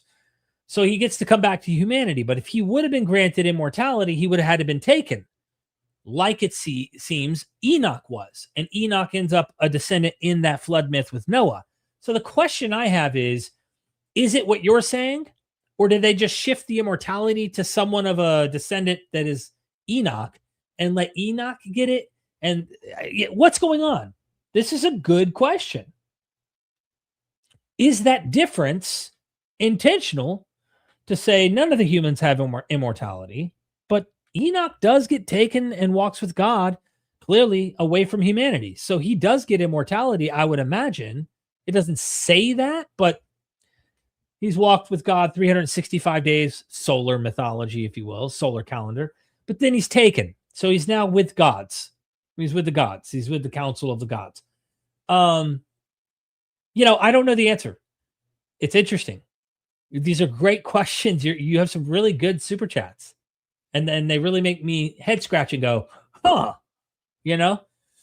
why does Noah die, but the other earlier flood myth heroes get to live forever, but they also get separated from humanity? So there is a change, clearly. There's differences, but why? Are you onto something? Probably. I know your question, no matter what, is onto something. It's the answer that I'm curious about.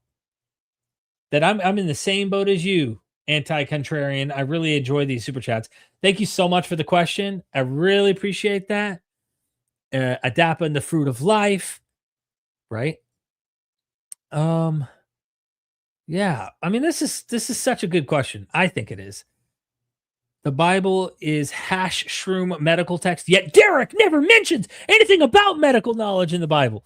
It's because he doesn't know where it is at, apparently. I'd show him if he wanted me to. I think, aren't you the guy who constantly comes in here, Jesus is a mushroom, everything's a mushroom experience kind of thing? I don't know. It seems like there's always a hidden secret, drug thing going on in a lot of people's minds. Wing of Shu, thank you so much. Don't get me wrong, there was plenty of that in the ancient world, but You have to have a secret decoder ring. And by the way, Kevin, just so you know, I would love to see you in a room debate against astrotheology people who are so convinced the whole Bible is astrotheology, and just watch you guys go back and forth about you think it's all drugs and they think it's all astrotheology, and just like everything goes in terms of interpretation. Because what method are you using to be so confident on the meaning and certainty of what these specific words mean and their proper interpretation? That's the difficult part about these things. I think it's important that, we do. Wing of Shu, thank you so much. Gilgamesh, in an ironic way, gives up immortality. I don't think he meant to. I think that's how the story plays out. According to the story, he tries to get it, right? And the funniest part to me is when he's there with Utnapishtim. Utnapishtim is going to tell him the story of how he gets immortality, because he's like, give me immortality. I came this far. And finally, there's a test that is posed to Gilgamesh by Utnapishtim. And he says, all right, stay awake for 7 days. And if you stay awake for 7 days, I don't know if he says he's going to grant him immortality or whatnot. In fact, I've got the translation of this here. I'm going to do seven loaves. Let's do loaves. I'm going to do loaves. Instead of 7 days, I'm going to just do loaves. Okay. All right. In the morning, we will let loaves of bread shower down. I'm getting Gilgamesh here. I'll show you guys in just a moment. In the morning, I will wet loaves. That's Shamash talking. Inside the boat, seal the entry. That's okay. She baked his loaves and placed them by his head. Okay, here we are. So this is where I think the test for him not passing and getting immortality comes from. So he's talking about, now the deliberation should be about him. Enlil went up inside the boat and grasping my hand made me go up.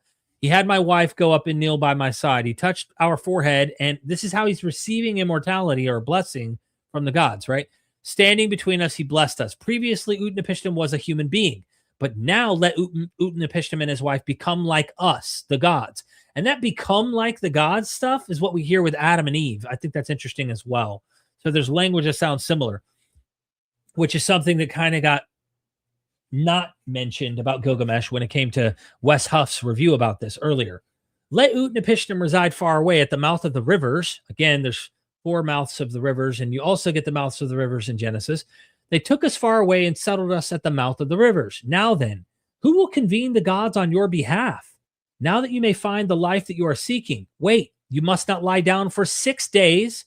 So this is talking to Gilgamesh now.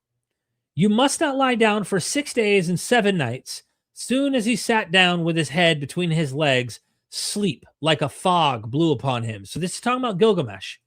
Utnapishtim said to his wife, look there, the man, the youth, who wanted eternal life, sleep like a fog blew over him.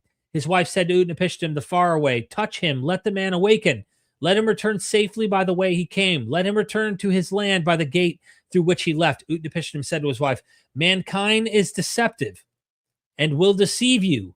Well, that might hint at the whole hearts are desperately wicked stuff. I don't know.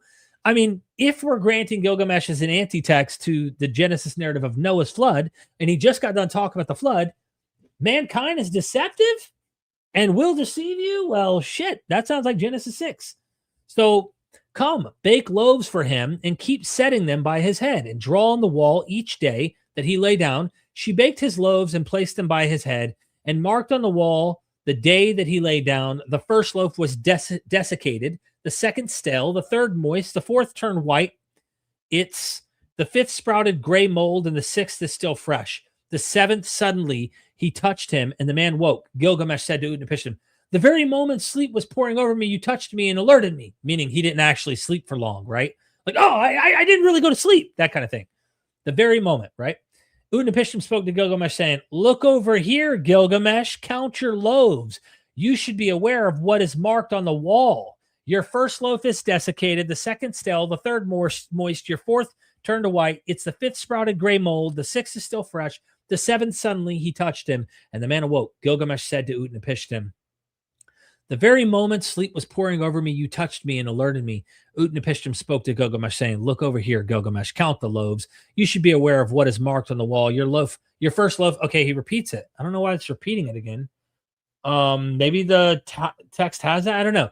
Oh, woe, what shall I do, Utnapishtim? Where shall I go? The snatcher has taken hold of my flesh. In my bedroom, death dwells, and wherever I set my foot, there too is death. Home empty-handed, Utnapishtim said to Urshanabi, the ferryman, may the harbor reject you, may the ferry landing reject you, may you, who used to walk its shores, be denied its shores, the man in front of whom you walk, matted his hair, chains his body, animal skins have ruined his beautiful skin. Take him away, Urshanabi, bring him to the washing place, let him wash his matted hair in water like Elu, let him cast away his animal skin and have the sea carry it off.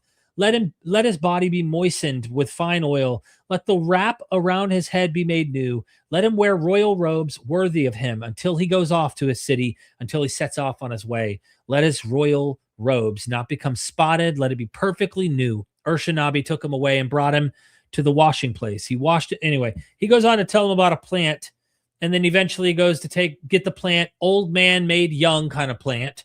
I'm just scrolling down here. And here it is. The plant name is Old Man Becomes a Young Man. Then I will eat it and return to the condition of my youth. This idea of renewal. And of course, a snake ends up taking it from Gilgamesh. But I don't know what the cause of his immortality being taken away. I just figure I would highlight the text shows he's trying to show that he deserves it or something. I don't know what to make of that. In fact, let me ask, since you super chatted me and I don't want to leave you hanging here, let me ask and just see if there's anything that ChatGPT can help me with here. Why doesn't Gilgamesh get immortality in the epic? Is it he couldn't stay awake? Is it something else? Let's just see what it says. Great question, Derek. The real answer is deeper, more symbolic than the he couldn't stay awake moment. That scene is important, but it isn't the reason Gilgamesh fails. So why Gilgamesh does not get immortality, the staying awake test is symbolic, not the actual reason. When Utnapishtim tells Gilgamesh, stay awake for 6 days and 7 nights, it's not an earn immortality challenge. It's a demonstration that Gilgamesh is still immortal. Mortals sleep, mortals decay, mortals cannot sustain divine vigilance. Utnapishtim is proving a point. Look, you can't even conquer sleep. How can you conquer death? So the failed sleep test does not deny Gilgamesh immortality. It reveals why immortality was never an option for him. Gilgamesh was never eligible for immortality in the first place. Unlike Utnapishtim, the Mesopotamian Noah, Gilgamesh is 2/3 divine, 1/3 human, but still fundamentally mortal. In Mesopotamian thought, the gods fixed the boundaries of life and death for humanity.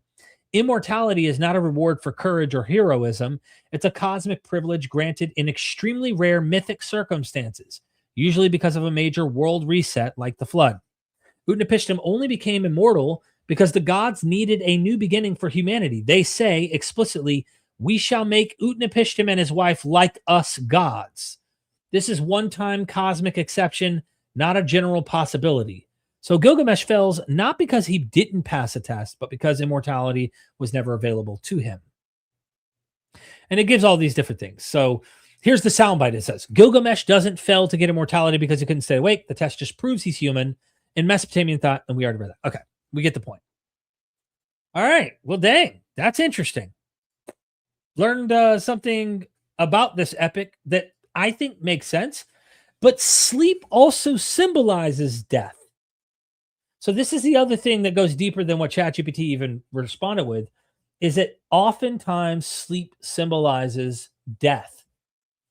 That's why they're mortal. And that's why you get later legends from Honi the circle drawer. I cover this in other stories. Epimenides in the Greek legends, Honi the circle drawer, he sleeps for 70 years, Epimenides for 56 years. There are legends of the sleepers of Ephesus, the 7 sleepers in the cave, in Christian legend or hagiography, they call it. And then you get the legend in the Quran with the sleepers of the cave. In Surah 18, the Al-Kaf story about the dog guarding the cave of the sleepers, and that symbolizes death. Of course, those stories have resurrection themes, but yeah, sleep is a symbol of death. And that's a trope throughout Gilgamesh. And then Genesis is all about immortality, or humans who could potentially have immortality losing it. And I don't see why that isn't a powerful point to address. Again, if you ever watch this back and you didn't watch the beginning of this, I played a review of Wes Huff's video, and this entire title of this video is Noah's Flood was stolen from Mesopotamia. I put stolen in scare quotes to point out that's the dirty word I'm using to get you to click the video to see it's not stolen as much as it's clearly borrowed. It's not like it has a moral value of, oh, you're not allowed to do that. But notice that is the problem for apologists, not for us. We don't see it as an ethical wrongdoing that the Bible's borrowing myth and legend. But if you take the Bible as sacred and above all, and you don't want to allow it to borrow from the earlier legends and myths, then yeah, you see this as stolen or plagiarized, and you want to act like it's not borrowing from those sacred traditions of other cultures that aren't from your Bible. But they don't count those as sacred. They're pagan. They're no-nos. They're bad. And Genesis seems to reflect that idea. It's contrary to the older traditions. Really, really appreciate that super chat. Thank you so much for everything. Let me see. Did I miss anyone else? I don't want to miss anybody. I don't think so. Let me double check here. Okay.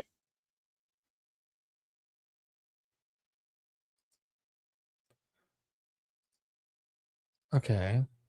What the heck? I was trying to see the goal because it said we had 15 super chats, and I usually do 15 as the goal within the time frame. We didn't hit that time frame. Dang it. Okay, it's all good. I'm trying to set goals and see how they pan out. All right. Look, I will link the video. We've gone on for 3 hours and 20 minutes, and I think it's important that that's true. That's true. This is a good comment. Call away. Gilgamesh did become immortal. It's his story that lives on. Yes, that's his form of immortality, clearly. But it's not the expectation. You see what I'm saying? So, yes, I think you're right on that. And the story ends the way it begins. Joshua Bowen told me that telling of Gilgamesh's story is his immortality. It starts with him measuring Uruk and the size of the city he built, and it ends with him back in Uruk measuring the city that he built and the size and all of that and its beauty and glory and all that. And the telling of the story of the Epic of Gilgamesh is Gilgamesh's immortality. That's pretty much what you're seeing. It's telling is circular, so you have to keep telling it like a loop, which is immortal, but then also just telling the story is his own immortality, his fame being told over and over. Let me put this video here so that if anybody was curious to watch the video that we were watching and that I didn't finish, we were only 18 minutes into an hour and 10-minute video. Joshua Bowen wrote the script. This is the video here in case anybody is interested. I put the link in the chat, and we were just watching. We're at 18 minutes, 23 seconds. If you want to pick up where we left off or watch it from the beginning, it doesn't matter to me. The true origins of Genesis creation will blow your mind in the beginning. That's the thumbnail with the orange horned deity with the earth behind him. And then, of course, the Gilgamesh tablet behind in the beginning. So there you have that. I really appreciate everyone hanging out with me on a Saturday. We're just having fun. And Genesis is indebted, no doubt, to these traditions. Anyone denying that, I think, is just not aware of the latest, greatest contemporary academic positions. That is not to say that we have everything figured out in terms of all the details in those, or how do we for sure. How do we know exactly what source, let's say, the Adam and Eve myth is borrowing from and all its details? That's up for grabs. There's always different scholars with different takes of what earlier Mesopotamian material or Canaanite material seems to be paralleled. Then I've got scholars who are coming on that are cutting edge in different ways that know about Greek material, and they think some of the material we find in Genesis has parallels to Greek sources. And I'll let them do the talking. I'll let you see. Stay tuned. If you haven't subscribed to Myth Vision, this is the YouTube channel where you're going to find stuff you've never heard in your Sunday school. I can guarantee you that. You will probably never hear in seminaries, in many seminaries. If you do, it's probably in a passing remark. There's material we cover that some PhDs who join the channel are like, oh, I didn't know that about that other scholar. We have a buffet of critical scholarship that we bring to you, and you get to choose what you want to eat and what you don't as a viewer. And I love doing this stuff. So seriously, love everybody. I'm going to go get some food in me. It's been 3 hours, 20 minutes, been rambling on.